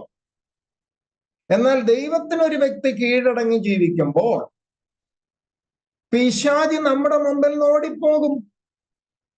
അവന് പിടിച്ചു നിൽക്കാൻ കഴിയത്തില്ല. കാരണം നാം ദൈവത്തിന് കീഴ്പ്പെടുമ്പോൾ നമുക്ക് കീഴ്പ്പെടാത്തതിനെ ദൈവം നമുക്ക് കീഴാക്കി തരും. പൈശാചിക ശക്തിയുടെ മേൽ എനിക്കും നിങ്ങൾക്കും ജയം എപ്പോഴാണ് ലഭിക്കുന്നത്? ഈ ഒരു വ്യവസ്ഥ പാലിച്ച് മുന്നോട്ട് പോകുമ്പോഴാണ്. ഈ വ്യവസ്ഥ പാലിക്കാതെ എത്ര ശാസിച്ചാലും പിശാച് അവിടെ നിൽക്കും. ദൈവത്തിന്റെ വചനത്തിനും കർത്താവിന്റെ ആമേൻ സ്തോത്രം അധികാരത്തിനും ദൈവ വ്യവസ്ഥകൾക്കും ഞാനും നിങ്ങളും കീഴ്പ്പെട്ട് നിന്നുകൊണ്ട് പിശാചിനോട് എതിർത്ത് നിന്നാൽ അവൻ നിങ്ങളെ വിട്ടുകൂടിപ്പോകും. കർത്താവ് നമ്മളെ പേടിപ്പിക്കുന്നവനല്ല. മക്കളെ, നിങ്ങൾക്ക് അധികാരമുണ്ട്. വായിച്ചോട്ടെ അടുത്ത വാക്യം, എഫേസ്യ ലേഖനം 6-ാം അധ്യായം 11-12 വാക്യങ്ങൾ.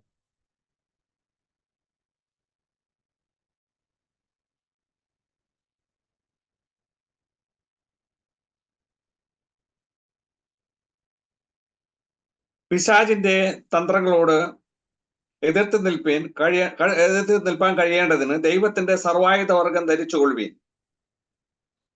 പിശാചിനോട് എതിർത്ത് നിൽപ്പാൻ കഴിയണം. അപ്പൊ പിശാചിനോട് എന്ത് ചെയ്യണമെന്ന് ദൈവം ആഗ്രഹിക്കുന്നു?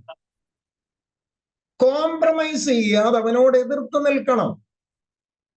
അവനോട് എതിർത്ത് നിൽക്കുമ്പോൾ ആ ചെറുത്ത് നിൽപ്പിന് എന്തൊക്കെ ആവശ്യമുണ്ടെന്നുള്ളതാ താഴോട്ട് നമ്മൾ വായിക്കുന്നത്. അവിടെ ബെൽറ്റ് കെട്ടണം, കവചം ധരിക്കണം, ശിരസ്ത്രം വെക്കണം, വാള് കയ്യിലുണ്ടായിരിക്കണം. ഡിഫൻസീവായ പല കാര്യങ്ങൾ അവിടെ കാണുന്നുണ്ട് പ്രൊട്ടക്ഷന് വേണ്ടി. സത്യം അരക്കി കെട്ടണം. വായിച്ചൂടെ ആ വാക്യം ഒന്ന് വായിച്ച് 12-ാം വാക്യം. നമുക്ക് പോരാട്ടമുള്ളത് ജഡരക്തങ്ങളോടല്ല, വാഴ്ചകളോടും അധികാരങ്ങളോടും ഈ അന്ധകാരത്തിന്റെ ലോകാധിപതികളോടും സ്വർലോകത്തിലെ ദുഷ്ടാത്മസേനയോടും മാത്രമേ. അതുകൊണ്ട് നിങ്ങൾ പോരാട്ടമുണ്ടെന്ന് പറഞ്ഞ് പേടിപ്പിക്കുകയല്ല.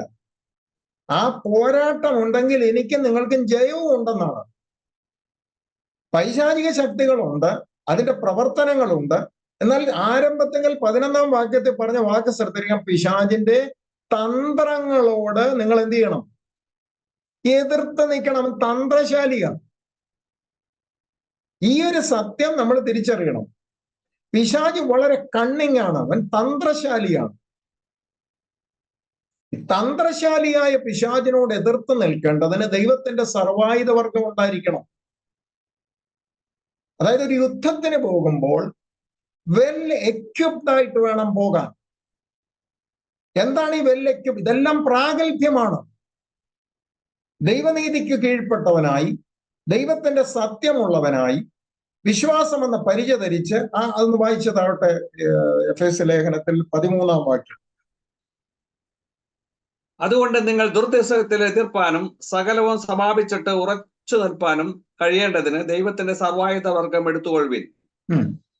നിങ്ങളുടെ അരയ്ക്ക് സത്യം കെട്ടിയും നീതി എന്ന കവചം ധരിച്ചും സമാധാന സുവിശേഷത്തിനായുള്ള ഒരുക്കം കാലിന് ചെരുപ്പാക്കിയും എല്ലാറ്റിനും മീതെ ദുഷ്ടന്റെ തീയമ്പുകളെ ഒക്കെയും കെടുക്കുവാൻ തക്കമായ വിശ്വാസം എന്ന പരിചയം എടുത്തുകൊണ്ട് നിൽപ്പിൻ. ഇതൊക്കെ നമ്മൾ വായിച്ചു കഴിഞ്ഞാൽ എന്താ മനസ്സിലാക്കുന്ന ഇതിലൂടെ? ഇതെല്ലാം നമ്മെ ദൈവത്തിലുള്ള വിശ്വാസം വാസ്തവത്തിൽ നമുക്ക് പരിചയമാണ്. ദൈവിക പരിജ്ഞാനം നമുക്ക് അവന്റെ മേൽ ദൈവം അധികാരമായിട്ട് നമുക്ക് തന്നിരിക്കുക ദൈവവചനമാകുന്ന വാളെടുത്ത് ഉപയോഗിക്കാൻ. ഇപ്പൊ നമ്മൾ വാളെടുത്ത് ഉപയോഗിക്കേണ്ടടുത്ത് വാൾ ഉപയോഗിക്കാതെ ഈ ഡിഫെൻഡ് ചെയ്യുക അല്ലെങ്കിൽ എതിർത്ത് നിൽക്കുക എന്ന് പറയുമ്പോൾ ഉപയോഗിക്കാൻ നമുക്ക് തന്നിരിക്കുന്ന ഏക ആയുധം എന്ന് പറയുന്നത് ശ്രദ്ധിച്ച്, വാള് മാത്രമേ ഉള്ളൂ. വാളെന്ന് പറയുന്ന വചനമാണ്. ദൈവവചനമാകുന്ന വാള് കൊണ്ടാണ് നമ്മൾ ശത്രുവിനെ വെട്ടുന്നത്. ബാക്കി മുഴുവൻ നമ്മെ ഡിഫെൻഡ് ചെയ്യാൻ വേണ്ടി തന്നിരിക്കുന്ന ബെൽറ്റ് അരക്ക് കെട്ടി, കവചം നെഞ്ചത്ത് വെച്ചു, ശിരസ്ത്രം തലയെ വെച്ചു, നമുക്ക് ഡാമേജ് വരാതിരിക്കാനാണ് ഇതെല്ലാം. നമ്മൾ ആ ആയുധത്തെ കുറിച്ച് ഒരു വലിയ കാര്യം, വലിയ വിഷയങ്ങളായതുകൊണ്ട് ഞാൻ അങ്ങോട്ട് പോകുന്നില്ല. ഓരോ ആയുധങ്ങൾ എടുത്ത് പഠിച്ച് അത് നമ്മെ പ്രൊട്ടക്ട് ചെയ്യാൻ വേണ്ടി തന്നിരിക്കുന്നു. എന്നാൽ ഉപയോഗിക്കാൻ തന്നിരിക്കുന്ന ഏക ആയുധം എന്ന് പറയുന്നത് ആത്മാവിന്റെ വാളാണ്. അവിടെ തന്നെ എഴുതിയിട്ടുണ്ട്, വചനമാകുന്ന ആത്മാവിന്റെ വാളും കൈ കരുതിക്കോണം. ദൈവമക്കളെ, നമ്മളൊന്ന് ചിന്തിച്ചു നോക്കിക്കേ. യേശു കർത്താവിനെ പിശാച് പരീക്ഷിക്കാൻ കടന്നു വന്നപ്പോൾ യേശു എന്നെ ആറ്റം ബോംബാണോ ഉപയോഗിച്ചത്? അല്ലെ ചീത്ത പറഞ്ഞാണോ ഓടിച്ചത്? വഴക്ക് പറഞ്ഞാണോ ഓടിച്ചത്? ഒന്നാം തരം വചനവും പറഞ്ഞുകൊണ്ടാവും വന്നത്. നല്ല വചനവും പറഞ്ഞുകൊണ്ട് വന്നു യേശുവിന്റെ അടുക്കലേക്ക്. യേശു അവനെ ഡിഫെൻഡ് ചെയ്ത് തോൽപ്പിച്ചതെല്ലാം വചനത്തിലൂടെയാണ്. ഈ കല്ല് അപ്പമാകാൻ പറഞ്ഞാൽ കല്ല് അപ്പമാകത്തില്ലെന്ന് ചോദിച്ച കർത്താവ് എന്താ പറഞ്ഞേ? മനുഷ്യൻ അപ്പം കൊണ്ട് മാത്രമല്ല ജീവിക്കുന്ന, ദൈവത്തിന്റെ വായിൽ വരുന്ന സകല വചനം കൊണ്ടും ജീവിക്കുന്നു. അപ്പൊ യേശു അങ്ങനെ ചെറുത്ത് ഇതാണ് പാറ്റേൺ. യേശു വാസ്തവത്തിൽ പിതാവിന് കീഴ്പ്പെട്ട് താൻ മനുഷ്യ സാദൃശ്യത്തിൽ ഈ ലോകത്തിൽ വന്നപ്പോൾ അവൻ ആർക്ക് കീഴ്പ്പെട്ടു? പിതാവിന് കീഴ്പ്പെട്ടു നിന്നുകൊണ്ട് പിതാവിന്റെ ഇഷ്ടം ചെയ്ത് പിശാചിനോട് എതിർത്ത് നിന്നപ്പോ പിശാച് വിട്ടുകൂടിപ്പോയി. ഈ ഫോർമുലയാണ് എനിക്ക് നിങ്ങൾക്ക് തന്നിരിക്കുന്നത്. നാം യേശു കർത്താവിന് കീഴ്പ്പെട്ട് അല്ലെങ്കിൽ ദൈവത്തിന് കീഴ്പ്പെട്ട് അവന്റെ വചനത്തിനനുസരിച്ച് ദൈവഹിതപ്രകാരം ജീവിതത്തെ നയിച്ചു പോകുമ്പോൾ നമുക്ക് തന്നിരിക്കുന്ന ദൈവവചനം കൊണ്ട് ഈ പിശാചിനെ നമുക്ക് ജയിക്കാം. അല്ലെങ്കിൽ കർത്താവ് തന്ന അധികാരം കൊണ്ട് ഈ പിശാചിനെ ജയിക്കാം. അവൻ സ്തോത്രം. കാരണം അതുകൊണ്ടാണ് കർത്താവ് പറഞ്ഞ പാമ്പുകളെയും തേളുകളെയും ലൂക്കോസ് സുവിശേഷം 10:19.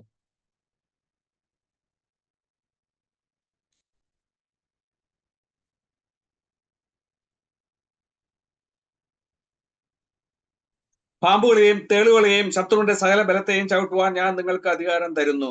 ഒന്നും നിങ്ങൾക്ക് ഒരിക്കലും ദോഷം വരുത്തുകയുമില്ല. എങ്കിലും ഭൂതങ്ങൾ നിങ്ങൾക്ക് കീഴടങ്ങുന്നതിൽ നമ്മുടെ വിഷയത്തോടുള്ള ബന്ധം ചിന്തിച്ചാൽ ഒന്നും നിങ്ങൾക്ക് എന്ത് വരുത്തത്തില്ല, ഒരു ദോഷവും വരുത്തുകയില്ല എന്ന് പറഞ്ഞു കഴിഞ്ഞാൽ ചിലർ പറയാണ്ട് തിരിഞ്ഞടിക്കുന്നത്. ആർക്കാ തിരിഞ്ഞടിക്കുന്നത്? അയോഗ്യതയോടെ അല്ലെങ്കിൽ വചനത്തിന്റെ വ്യവസ്ഥയ്ക്കുള്ളിൽ നിൽക്കാതെ തങ്ങൾക്ക് ബോധിച്ചതുപോലെ പോകുമ്പോഴാണ് പലതും തിരിഞ്ഞടിക്കുന്നത്. ഇവിടെ വചനം നമുക്കൊരു ഉറപ്പ് തരുന്നുണ്ട്. പാമ്പുകളെയും തേളുകളെയും ശത്രുവിന്റെ സകല ബലത്തെയും ചവിട്ടുവാൻ ഞാൻ നിങ്ങൾക്ക് അധികാരം തരുന്നു. ഒന്നും നിങ്ങൾക്ക് ഒരു ദോഷവും വരുത്തുകയില്ലെന്ന് പറഞ്ഞാൽ അതിനിടെ വേറെ വല്ലതും ഉണ്ട്? ഇടയ്ക്ക് എന്തെങ്കിലും വിടവുണ്ട് ഈ വിടവിൽ കൂടെ അകത്തോട്ട് കയറാൻ? ഒന്നും നിങ്ങൾക്ക് ഒരു ദോഷവും നിങ്ങൾ നിൽക്കേണ്ട പോലെ നിന്നേച്ചാൽ മതി. സർവായുധവർഗം ധരിച്ചുകൊണ്ട് എപ്പോഴും കയ്യിൽ വാള് വേണം. കാരണം ഏത് വഴി കൂടെ വരുന്നെന്ന് അറിയാൻ പറ്റത്തില്ല.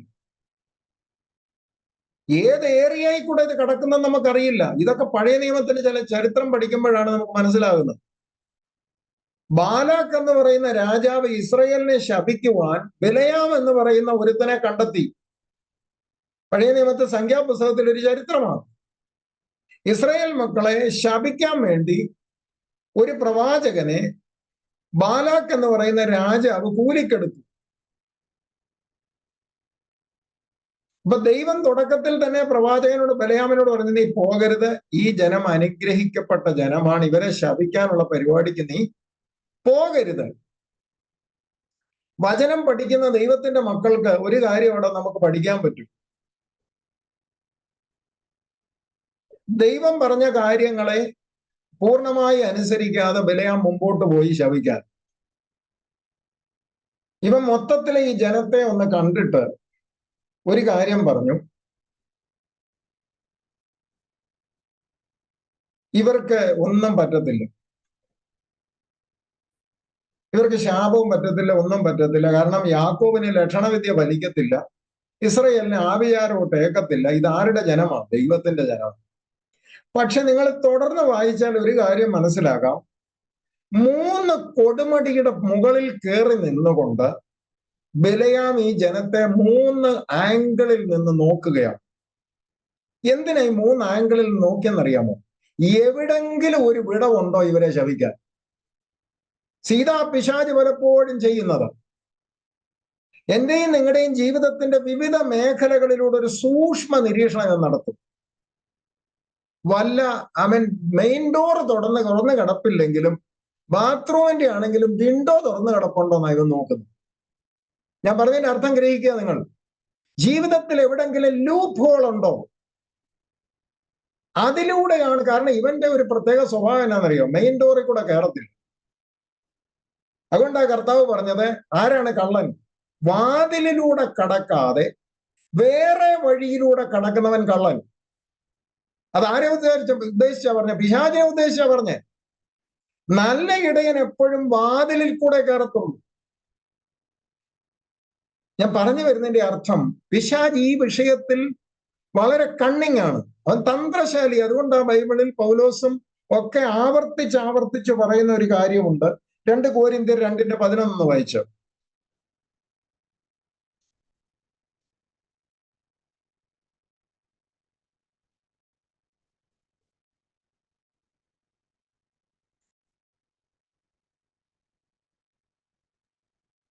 സാത്താൻ നമ്മെ തോൽപ്പിക്കരുത്, അവന്റെ തന്ത്രങ്ങളെ നാം അറിയാത്തവരല്ലല്ലോ. ഇത് ദൈവസഭയ്ക്ക് അപ്പോസ്തലനായ പൗലോസ് കൊടുക്കുന്ന ഒരു ഉപദേശമാണ്. സാത്താൻ നമ്മെ എന്ത് ചെയ്യരുത്? തോൽപ്പിക്കരുത്.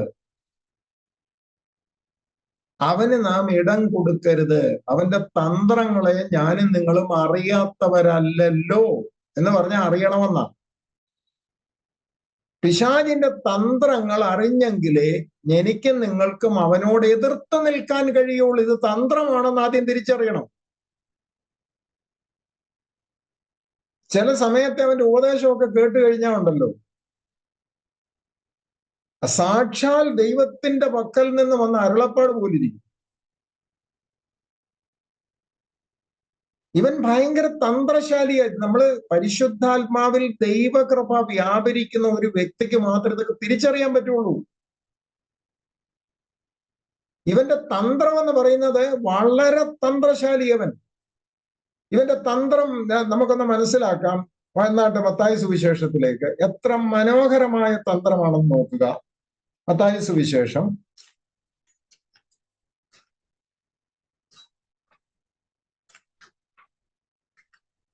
16-ാം അധ്യായം 21 മുതലുള്ള വാക്യം. അന്ന് മുതൽ യേശു താൻ യെരൂശലേമിൽ ചെന്നിട്ട് മൂപ്പന്മാർ, മഹാപുരോഹിതന്മാർ, ശാസ്ത്രിമാർ എന്നിവരാൽ പലതും സഹിച്ച് കൊല്ലപ്പെടുകയും 3-ാം നാൾ ഉയർത്തെഴുന്നേൽക്കുകയും വേണ്ടത് എന്ന് ശിഷ്യന്മാരോട് പ്രസ്താവിച്ചു തുടങ്ങി. പത്രോസ് അവനെ വേറിട്ട് കൊണ്ടുപോയി, കർത്താവേ, അത് അരുതേ, നിനക്ക് അങ്ങനെ ഭവിക്കരുതേ എന്ന് ശാസിച്ചു തുടങ്ങി.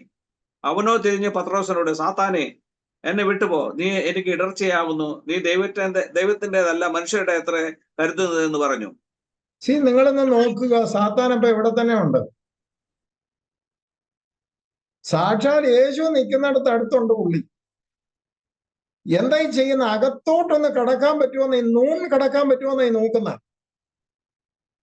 കാരണം നേരിട്ട് യേശുവിനെ നോക്കിയിട്ട് എന്ത് ചെയ്യുന്നില്ല, യേശുവിനെ കിട്ടുന്നില്ല. പിന്നെ ആരിലൂടെ കയറാനാ ശ്രമിക്കുന്നത്? ശിഷ്യന്മാരിലൂടെ. അതാണ് ഇതിന്റെ കണ്ണിങ്നെസ് എന്ന് പറയുന്നത്. ഡയറക്റ്റ് കിട്ടത്തില്ലെങ്കിൽ ഇൻഡയറക്റ്റ് വേ. ഇതാണ് പിശാചിന്റെ ഏറ്റവും വലിയൊരു തന്ത്രം. ഇതേ കാര്യമാണ് ബിലെയാം ഓരോ കൊടുമുടിയുടെ മുകളിൽ കയറി നിന്ന് നോക്കിയെന്ന് പറഞ്ഞാൽ ഓരോ ആംഗിളിൽ നോക്കുകയാണ്.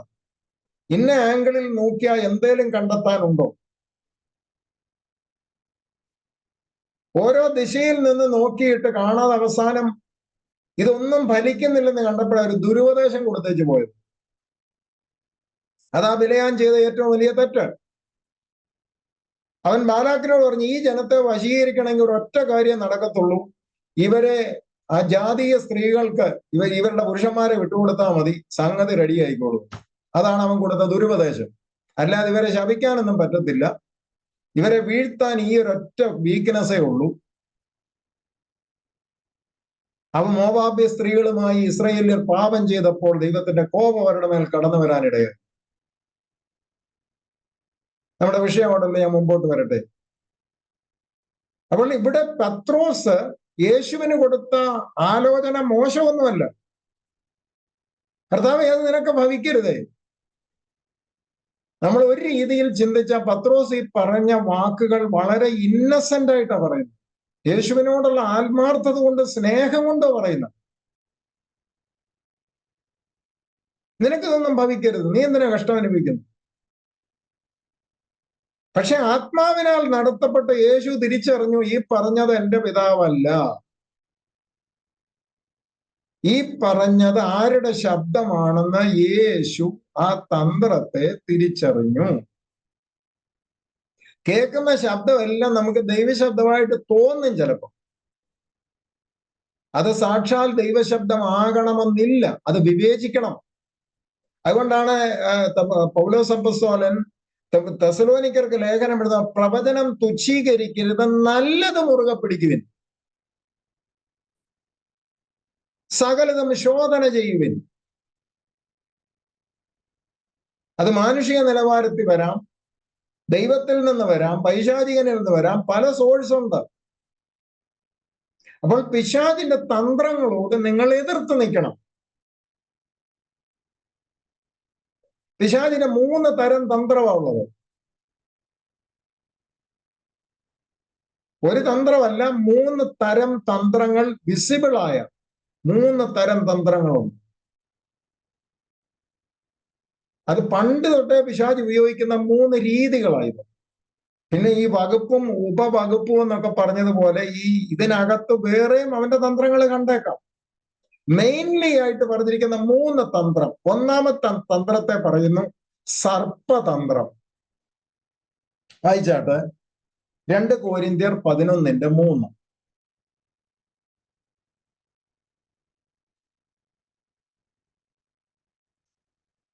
എന്നാൽ സർപ്പം ഹവ്വയെ ഉപായത്തിൽ ചതിച്ചതുപോലെ നിങ്ങളുടെ മനസ്സ് ക്രിസ്തുയേശുവിനോടുള്ള ഏകാഗ്രതയും നിർമ്മലതയും വിട്ട് വഷളായി പോകുമോ എന്ന് ഞാൻ ഭയപ്പെടുന്നു.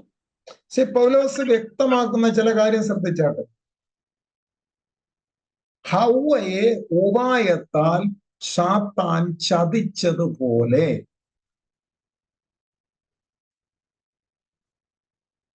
സംഭവം നടക്കുന്നത് ഏദൻ തോട്ടത്തില്. പക്ഷെ പുതിയ നിയമ സഭയോട് പറയുകയാണ് അതുപോലെ. അവന്റെ ഒരു തന്ത്രമാണ് എന്ത്? സർപ്പതന്ത്രം. എന്താ സർപ്പതന്ത്രത്തിന്റെ പ്രത്യേകത? വളരെ ഉപായത്തിൽ.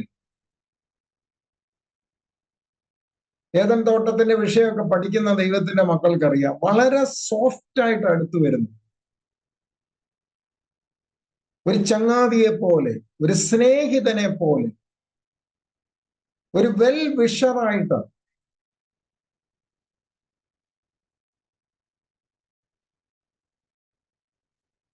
ഒരു റിലേഷൻഷിപ്പ് അവിടെ. ഇപ്പൊ ഏദൻ തോട്ടമൊക്കെ നമ്മൾ ഓൾ ഓഫ് എ സഡൻ ഒരു ദിവസം പിശാച് ഇങ്ങോട്ട് വന്നല്ലേ, സർപ്പം ഇങ്ങോട്ട് വന്നിട്ട് ഹവ്വയോട് പറഞ്ഞെന്നൊന്നും അങ്ങനല്ല വിശ്വസിക്കേണ്ടത്. ഈ ഹവ്വ സാത്താൻ പറയുന്ന അല്ലെങ്കിൽ സർപ്പം പറയുന്ന കേൾക്കണമെങ്കിൽ കുറെ ദിവസം ഇവര് തമ്മിൽ ചങ്ങാതികളായി കാണും. ഇപ്പൊ നമ്മളോട് ഒരാൾ വീട്ടിലോട്ട് കയറി വന്നിട്ട് എന്തെങ്കിലും പറഞ്ഞാൽ നമ്മൾ അതുപോലെ അനുസരിക്കും. കുറച്ച് ദിവസത്തെ റിലേഷൻഷിപ്പ്, കുറെ സമയം അവർ തമ്മിൽ സ്പെൻഡ് ചെയ്ത് കാണും, വർത്താനം പറഞ്ഞു കാണും, ക്ഷേമം അന്വേഷിച്ച് കാണും, ബ്രദർ എന്ത് ചെയ്യുന്ന യോജിച്ച് കാണും, പറഞ്ഞു കാണും ബ്രദർ വയലിൽ പണിക്ക് പോയിരിക്കുക, ഹായ് ബായ് പറഞ്ഞ ആദ്യത്തെ ദിവസം അങ്ങ് പോയി കാണും. 2ാമത്തെ ദിവസം ഉച്ച കഴിഞ്ഞപ്പോഴത്തേന് വന്ന് കാണും. ഞാൻ എൻ്റെ ഭാവനയെ കൂടെ പറയുക, ഹലോ ഹായ്, കണ്ടിട്ടില്ല ഈ കമ്മ്യൂണിറ്റി ഓരോ വില്ലേജുകൾ ഉണ്ടാക്കിയിട്ട് 5 സെന്റിലെ ഈ ഇതുണ്ടല്ലോ, നമ്മുടെ വില്ലകളൊക്കെ ഉണ്ടാക്കി കോമ്പൗണ്ട് വാളൊക്കെയുള്ള സ്ഥലങ്ങളിൽ കണ്ടിട്ടില്ലേ? അച്ചായന്മാർ വീടിന് വെളിയിൽ ഇറങ്ങുമ്പോൾ അയലോകത്തെ ആൾ ഇങ്ങനെ കാണും, ഹായ് ബായ് എന്ന് പറഞ്ഞ പോലെ ഏദൻ തോട്ടത്തില് ഏദൻ തോട്ടത്തിൽ ഹവ്വ വന്നിട്ട് എന്ത് ചെയ്ത് കാണും? ഹവ്വ അടുക്കിലേക്ക് പാമ്പ് വന്നിട്ട്, ഹലോ, ഞാൻ അയൽവാസിയാണ്, ഞാൻ ഇന്നതാണ്.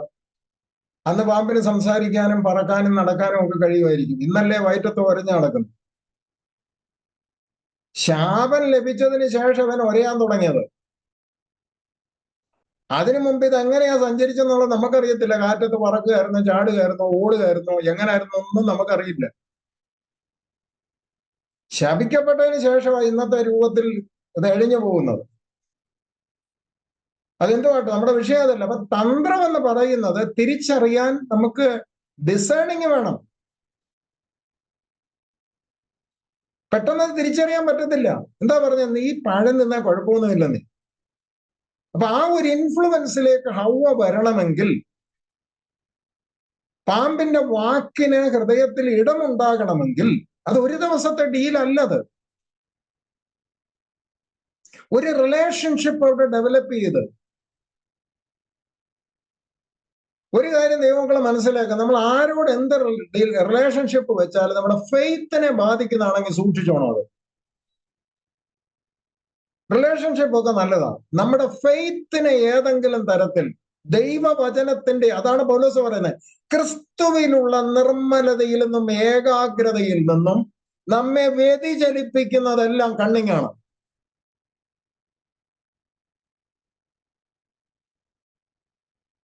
പ്രാർത്ഥനയൊക്കെ നല്ലതാ. ഇത്രയും തീക്ഷ്ണതയുടെ ആവശ്യമുണ്ടോ? ആഴ്ച 4 ദിവസം പ്രാർത്ഥനയ്ക്ക് പോകേണ്ട ആവശ്യമുണ്ടോ? ഒരു ദിവസം 2 നോക്കി ഓക്കെ.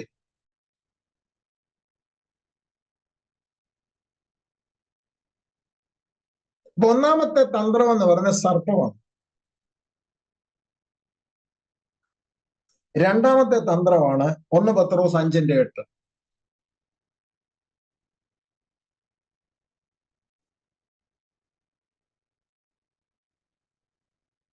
നിർമ്മലരായിരിപ്പിൻ, ഉണർന്നിരിപ്പിൻ, നിങ്ങളുടെ പ്രതിയോഗിയായ പിശാച് അലർന്ന സിംഹം എന്ന പോലെ ആരെ വിഴുങ്ങേണ്ടു എന്ന് തിരിഞ്ഞ് ചുറ്റി നടക്കുന്നു.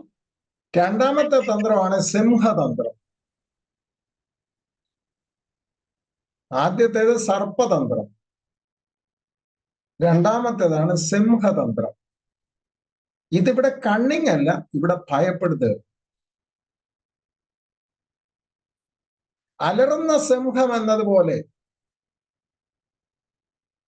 മനുഷ്യരെ ഭയപ്പെടുത്തി. വിശ്വാസത്തിലേക്ക് വന്നു കഴിഞ്ഞാൽ ആരും കാണത്തില്ല.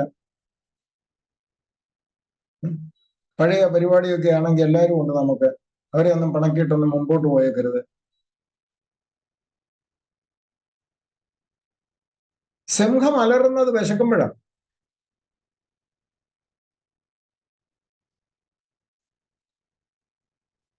അലറുന്ന സിംഹം എന്നതുപോലെ ആരെ വിഴുങ്ങേണ്ടു? ഞാനും നിങ്ങൾ അവനെ ഇരയല്ലെന്നേ.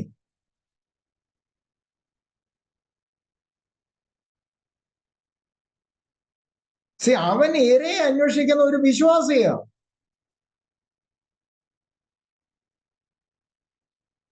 ഒരു വിശ്വാസിയെ വീഴ്ത്താമെന്നാണ് അവൻ ശ്രമിക്കുന്നത്. അതും വാഗ്ദത്തമുള്ളവനെയും കൃപയിൽ നടക്കുന്നവനെയും ഒക്കെ വീഴ്ത്താൻ പറ്റുമോ പിശാചി നോക്കുന്നത്. അല്ലാതുള്ളവൻ അവന്റെ പോക്കറ്റിൽ തന്നെയല്ലേ.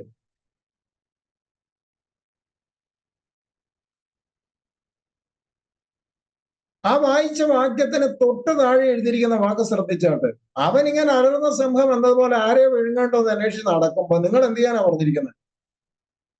തിരിഞ്ഞു വാലും ചുരുട്ടി ഓടാനല്ല പറഞ്ഞിരിക്കുന്നത്.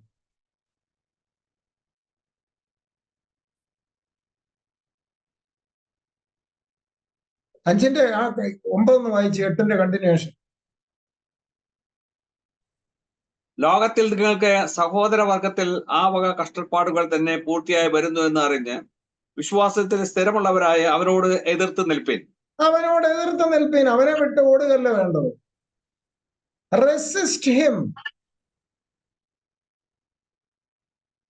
അവനോട് എതിർത്ത് നിൽക്കാനും ചെറുത്ത് നിൽക്കാനും ചെറുത്ത് തോൽപ്പിക്കാനും നമുക്ക് സാധിക്കുമെന്നാ പറഞ്ഞു വരുന്നതിന്റെ അർത്ഥം. അവന്റെ അലർച്ച കേട്ടിട്ട് ഞാൻ നിങ്ങൾ എന്ത് ചെയ്യണ്ട,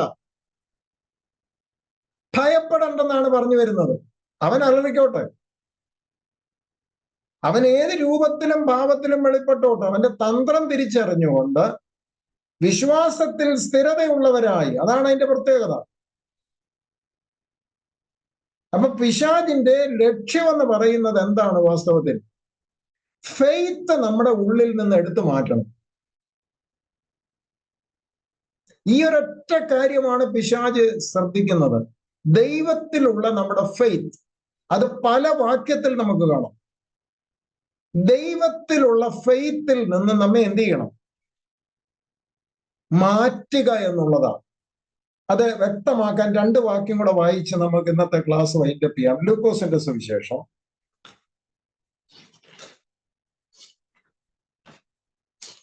22-ാം അധ്യായം 31-32.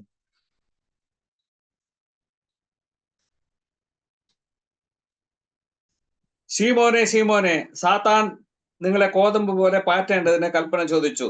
ഞാനോ നിന്റെ വിശ്വാസം പോയിപ്പാൻ നിനക്ക് വേണ്ടി അപേക്ഷിച്ചു. അപ്പൊ ഈ പാറ്റേണ്ടതിന് കൽപ്പന ചോദിച്ചത് എന്തിനു വേണ്ടിയാ? വിശ്വാസത്തിൽ നകന്നു പോകാൻ. എന്നാൽ കർത്താവ് പറഞ്ഞു, അത് മനസ്സിലാക്കിയിട്ട് നിന്റെ വിശ്വാസം ഞാൻ എന്ത് ചെയ്തു? പോയി പോകാതിരിക്കാൻ ഞാൻ നിന്നെ സംരക്ഷിച്ചു.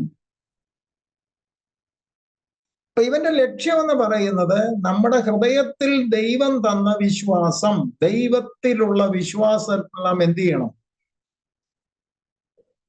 അതിൽ നിന്ന് നാം വിട്ടകന്ന ഓട്ടോമാറ്റിക്കലി അവന്റെ പോക്കറ്റില. ഇത് മനസ്സിലാക്കാൻ വീണ്ടും നമുക്ക് കാണാം ലൂക്കോസിന്റെ സുവിശേഷം 8-ാം അധ്യായം 12-ാം വാക്യം വായിച്ചാട്ടെ.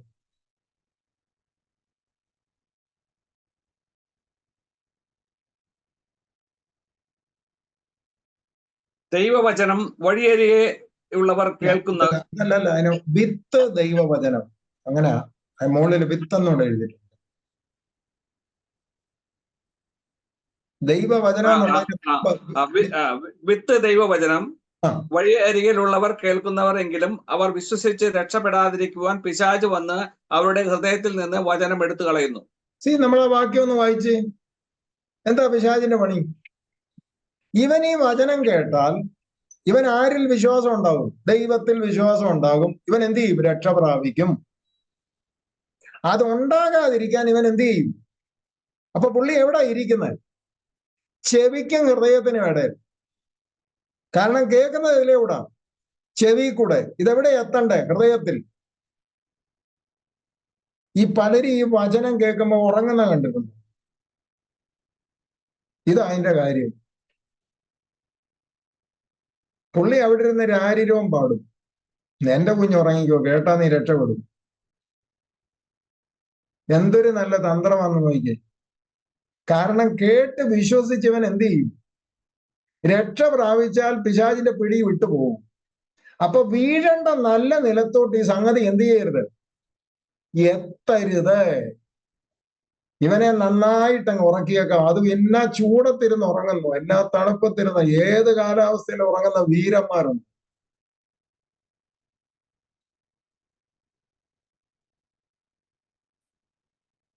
അതൊന്നും സ്വാഭാവിക ഉറക്കമല്ലെന്നേ. ഇതിനെ നമ്മൾ നിസ്സാരമായിട്ട് കാണരുത്. വഴിയരികിലുള്ളതോ കേൾക്കുന്നവരെങ്കിലും വിശ്വസിച്ച് രക്ഷ പ്രാപിക്കാതിരിക്കാൻ പിശാച് ആ വചനം എടുത്തുകൊണ്ടങ്ങ് പോകും. അപ്പൊ എവിടെ എത്തിയിട്ടില്ല? ഹൃദയത്തിൽ എത്തിയെങ്കിൽ മാത്രമേ ഇത് എന്തായിട്ട് രൂപപ്പെടത്തുള്ളൂ? വിശ്വാസമായിട്ട് രൂപപ്പെടത്തുള്ളൂ, അനുസരണമായിട്ട് വരത്തുള്ളൂ, ഇവൻ രക്ഷ പ്രാപിക്കുള്ളൂ. അപ്പൊ പിശാച് ഇതിനിടയിൽ ഇരുന്നുകൊണ്ട് അത് ഞാൻ നേക്കാൻ പറയും. കാരണം അത് വിലയേറിയതല്ലേ. പിശാച് വരുന്നത് ടിഷ്യൂ പേപ്പർ എടുക്കാനല്ല, വിലപ്പെട്ടത് കൊണ്ടുപോകാനാ. കള്ളൻ വരുന്നത് എന്തിനാ? മോഷ്ടിപ്പാനാണ്. എന്താ ഈ മോഷ്ടിക്കുന്നത്? നമുക്ക് ദൈവത്തിലുള്ള വിശ്വാസം നഷ്ടപ്പെട്ടു പോകണം. ഇതാ അവന്റെ ലക്ഷ്യം തുടക്കം തൊട്ടേ. ദൈവത്തിലുള്ള കോൺഫിഡൻസ്, ക്രിസ്തുവിലുള്ള നിർമ്മലത, ഏകാഗ്രതയൊക്കെ വിട്ട് നിങ്ങൾ മതത്തിന്റെ ഭാഗമായിട്ട് എത്ര കാലം വേണേലും ജീവിച്ചോ, അതിന് വിഷയമല്ല. നിങ്ങൾ വിശ്വാസിയും പെന്തിക്കോസുകാരനൊന്നും ആയേക്കരുത്. കാരണം അതാണ് ഈ പെന്തിക്കോസിനോട് പിശാചിന് ഏറ്റവും വലിയൊരു ഒരു വിദ്വേഷം. ഇവന്മാരെ ഒരിക്കൽ ഇതിലേക്ക് പോയി കഴിഞ്ഞാൽ കിട്ടത്തില്ല. മറ്റാരെ വേണേലും എവിടിട്ട് വേണേലും പിടിക്കാം. പക്ഷെ ഇവന്മാർ ആത്മാവിലും സത്യത്തിലും ദൈവത്തെ ആരാധിച്ച് പിശാചിനെ ശാസിക്കുന്ന പരിപാടികൾ കണ്ടു കഴിയുമ്പോൾ ഇവന്മാരെ തിരിച്ചു കിട്ടാൻ വലിയ ബുദ്ധിമുട്ടാണ്. അപ്പോൾ ഇവന്റെ തന്ത്രങ്ങളെ അറിയാത്തവരായിട്ടല്ല, തന്ത്രങ്ങളോട് എതിർത്ത് നിൽക്കാൻ നമുക്ക് കർത്താവ് അധികാരം തന്നിട്ടുണ്ട്. എന്ന് പറഞ്ഞാൽ അവന് നമ്മെ കീഴ്പ്പെടുത്താൻ കഴിയില്ല, നമ്മൾ അനുവദിച്ചു കൊടുക്കാത്തടത്തോളം. സമയം മുമ്പോട്ട് കടന്നു പോകുന്ന നമുക്ക് ഇവിടെ വൈൻഡപ്പ് ചെയ്യാം. ഇതൊരു കണ്ടിന്യൂവൽ വാക്യമാണ്. നമുക്ക് ദൈവസന്നിധിയിൽ ഹൃദയം ഒന്ന് ഏൽപ്പിച്ചു കൊടുക്കാം. ക്രിസ്തുവേശുവാകുന്ന തലയുടെ ശരീരമാകുന്ന സഭയ്ക്ക് വാഴ്ചകളും അധികാരങ്ങളും ഒക്കെ കീഴ്പ്പെടണമെന്ന് ദൈവം ആഗ്രഹിക്കുന്നു. അതിന്റെ പൂർണ്ണത വരുന്നത് നമ്മുടെ ശരീരത്തിന്റെ വീണ്ടെടുപ്പോടു കൂടെയാണെങ്കിലും ഈ ലോകത്തിൽ നാം ജീവിക്കുമ്പോൾ പാപത്തെയും ലോകത്തെയും ജഡത്തെയും പിശാചിനെയും ഒക്കെ എതിർത്ത് തോൽപ്പിക്കാൻ എനിക്ക് നിങ്ങൾക്ക് സാധിക്കും. അതുകൊണ്ടാണ് വെളിപ്പാട് പുസ്തകത്തിൽ 7 സഭകൾക്കും ദൂത് എഴുതുമ്പോൾ കർത്താവ് പറയുക ജയിക്കുന്നവന്. അവിടെ കോംപ്രമൈസ് ചെയ്യുന്നവർക്കെന്നല്ല, തോൽക്കുന്നവർക്കെന്നല്ല, ജയിക്കുന്നവന്. അപ്പൊ ക്രിസ്തീയ ജീവിതത്തിൽ ഞാനും നിങ്ങളും ജയമെടുത്ത് മുന്നേറണം. അതിനുള്ള കൃപ നമുക്ക് തന്നിട്ടുണ്ട്, അതിനുള്ള അഭിഷേകം നമുക്ക് തന്നിട്ടുണ്ട്, അതിനുള്ള അധികാരം നമുക്ക് തന്നിട്ടുണ്ട്. അതിനുള്ള പ്രാഗൽഭ്യമാണ് നാം ദൈവവചനത്തിലൂടെ പ്രാപിക്കുന്നത്. വിശ്വാസത്തിൽ നമുക്ക് സ്ഥിരത ഉണ്ടാകുന്നിടത്തോളം, വചനം നമ്മുടെ ഉള്ളിൽ രൂപപ്പെടുന്നിടത്തോളം, ക്രിസ്തു നമ്മിൽ രൂപപ്പെടുന്നതിനനുസരിച്ച് ഈ അധികാരം നമ്മിലൂടെ വെളിപ്പെട്ടു വരും. അത് നമ്മെ ഡിസേണിങ്ങിലേക്കും, ആലോചന കേൾക്കുമ്പോൾ തന്നെ അത് ദൈവത്തിൽ നിന്നുള്ളതോ എന്ന് തിരിച്ചറിയുവാൻ ദൈവം നമ്മെ പ്രാപ്തരാക്കും. കേട്ട വചനം നമ്മുടെ ഹൃദയത്തിൽ സംഗ്രഹിക്കാം. വഴിയരികിൽ വീണ വിത്തിനെ കുറിച്ച് നമ്മൾ കേട്ടു. പിശാചിനറിയാം ഇത് അകത്ത് ചെന്ന് കഴിഞ്ഞാൽ ഇവൻ വിശ്വസിക്കും, ഇവൻ വിശ്വസിച്ചാൽ ഇവൻ അനുസരിക്കും, ഇവൻ രക്ഷപ്പെടും, ഇവൻ എന്റെ കൈ വിട്ടുപോകും. അതുകൊണ്ട് നല്ല നിലത്ത് പോയി വീഴാൻ പിശാച് അനുവദിക്കത്തില്ല. അങ്ങനെ ആരെങ്കിലും ഉണ്ടെങ്കിൽ ഈ രാത്രി നിങ്ങളോടുള്ള സന്ദേശം, പൂർണ്ണമായ രക്ഷയിലേക്ക് നടത്തപ്പെടാൻ ദൈവം ആഗ്രഹിക്കുന്നു. കേട്ടത് കൊണ്ട് രക്ഷ പ്രാപിക്കുന്നില്ല, പാടിയത് കൊണ്ട് രക്ഷ പ്രാപിക്കുന്നില്ല. വിശ്വസിച്ച് അനുസരണമായി ദൈവത്തിന് കീഴ്പ്പെട്ട് കഴിയുമ്പോൾ പിശാച് നമ്മെ വിട്ട് ഓടിപ്പോകും. പരിശുദ്ധ ദൈവമേ, സ്വർഗ്ഗസ്ഥ പിതാവേ, നല്ല ദിവസത്തിന്റെ വൈകിയ വേളയ്ക്കായി സ്തോത്രം. തിരുസന്നിധിയിൽ ഞങ്ങൾക്ക് ഒരുമിച്ച് അല്പസമയമായിരുന്ന ദൈവവചനം പഠിക്കുവാൻ അവിടുന്ന് ഞങ്ങൾക്ക് കൃപ തന്നല്ലോ, നന്ദി കരയേറ്റുന്നു. ഞങ്ങൾ കേൾക്കുന്നതും ഞങ്ങൾ ഗ്രഹിക്കുന്നതുമായ ദൈവവചനം നല്ല ഹൃദയത്തിൽ സംഗ്രഹിക്കുവാൻ, അതിന്റെ സന്തോഷവും സമാധാനവും സ്വാതന്ത്ര്യവും അനുഭവിപ്പാൻ ഞങ്ങൾ ദാസ്യത്തിന്റെ ആത്മാവിനെ അല്ല പുത്രത്വത്തിന്റെ ആത്മാവിനെ പ്രാപിച്ചിരിക്കുമ്പോൾ, ആത്മാവെന്ന ആദ്യദാനം ലഭിച്ച ഞങ്ങൾ പുത്രത്വത്തിന്റെ പൂർണ്ണതയ്ക്ക് വേണ്ടി ശരീരത്തിന്റെ വീണ്ടെടുപ്പിനായി കാത്തിരിക്കുന്ന കർത്താവേ, ഈ ലോക ജീവിതം അല്പകാലത്തേക്കുള്ളതാണ്. ജഡത്തിൽ ഈ ലോകത്തിൽ ഞങ്ങൾ ജീവിക്കുമ്പോൾ ക്രിസ്തുവേശുവിലൂടെ ഞങ്ങൾ ലഭിച്ച അധികാരമൊക്കെ എക്സിക്യൂട്ട് ചെയ്യുവാൻ, ആരോഗ്യകരമായ ക്രിസ്തീയ ജീവിതം നയിപ്പാൻ അവിടുന്ന് ഞങ്ങളെ ഓരോരുത്തരെയും സഹായിക്കണമേ. ജഡത്തിൽ കഷ്ടം അനുഭവിക്കുന്ന എല്ലാ പ്രിയപ്പെട്ടവർക്ക് വേണ്ടി പ്രാർത്ഥിക്കുന്നു. ഈ സമയം ഞങ്ങൾ ഒരുമിച്ച് സന്തോഷ് ബ്രദറിന്റെ ഇളയ മകൻ ഹോസ്പിറ്റലിലായിരിക്കുന്ന പൈതലിന് വേണ്ടി പ്രാർത്ഥിക്കുന്നു. കർത്താവ് പൈതലിനെ സൗഖ്യമാക്കണമേ. എക്സാം എഴുതുന്ന എല്ലാ കുഞ്ഞുങ്ങളെ അനുഗ്രഹിച്ച് പ്രാർത്ഥിക്കുന്നു. ക്ഷീണത്തിലും രോഗത്തിലുമായിരിക്കുന്ന എല്ലാ പ്രിയപ്പെട്ടവരെയും ഓർത്ത് പ്രാർത്ഥിക്കുന്നു. കർത്താവെ, തലവണക്കിയിരിക്കുന്ന എല്ലാ പ്രിയപ്പെട്ടവരെയും വ്യക്തികളായി കുടുംബങ്ങളായി അനുഗ്രഹിക്കുന്നു. ദൈവത്തിന്റെ വചനത്താൽ ഞങ്ങൾ ശുദ്ധിയുള്ളവരും സമൃദ്ധമായി ജീവനുള്ളവരുമായി ഓരോ ദിവസവും ജീവന്റെ പുതുക്കത്തിൽ നടക്കാൻ അവിടെ ഞങ്ങളെ സഹായിക്കണമെന്ന് പ്രാർത്ഥിക്കുന്നു. പിതാവിന്റെയും പുത്രനെയും പരിശുദ്ധാത്മാവിന്റെയും നാമത്തിൽ ഞങ്ങളുടെ ജനത്തെ അനുഗ്രഹിക്കുന്ന കർത്താവേ, അവരായിരിക്കുന്ന ഇടങ്ങളിൽ നിന്റെ ചിറകടിയിൽ മറച്ചുകൊള്ളണം. ഒരു വല്ലാത്ത ലോകത്തിൽ, ഒരു വല്ലാത്ത തലമുറയിൽ ഞങ്ങൾ ജീവിക്കുമ്പോൾ ഞങ്ങളെ തന്നെ ലോകത്തിന്റെ കളങ്കം പറ്റാതെ സൂക്ഷിപ്പാൻ അവിടെ ഞങ്ങളെ ഓരോരുത്തരെയും സഹായിക്കണമെന്ന് പ്രാർത്ഥിക്കുന്നു. പിന്നെ ഞങ്ങൾ ഒരുമിച്ച് കണ്ടുമുട്ടുമ്പോൾ നിന്റെ ചിറകിന്റെ മറവിൽ ഞങ്ങളെല്ലാം മറച്ചു കൊള്ളണം. പ്രാർത്ഥന കേട്ടതിനാൽ സ്തോത്രം. യേശു ക്രിസ്തുവിന് അൻപുള്ള നാമത്തിൽ തന്നെ ആമേൻ. നമ്മുടെ പിതാവായ ദൈവത്തിന്റെ സ്നേഹവും കർത്താവായ യേശു ക്രിസ്തുവിന്റെ കൃപയും പരിശുദ്ധാത്മാവിന്റെ കൂട്ടായ്മയും നമ്മോടും ഭൂലോകമെമ്പാടുമുള്ള സകല വിശുദ്ധന്മാരോടും grace and true Christian minister പ്രവർത്തനങ്ങളോടും ഇന്നും എന്നേക്കും ഉണ്ടാകുമാറാകട്ടെ. ആമേൻ.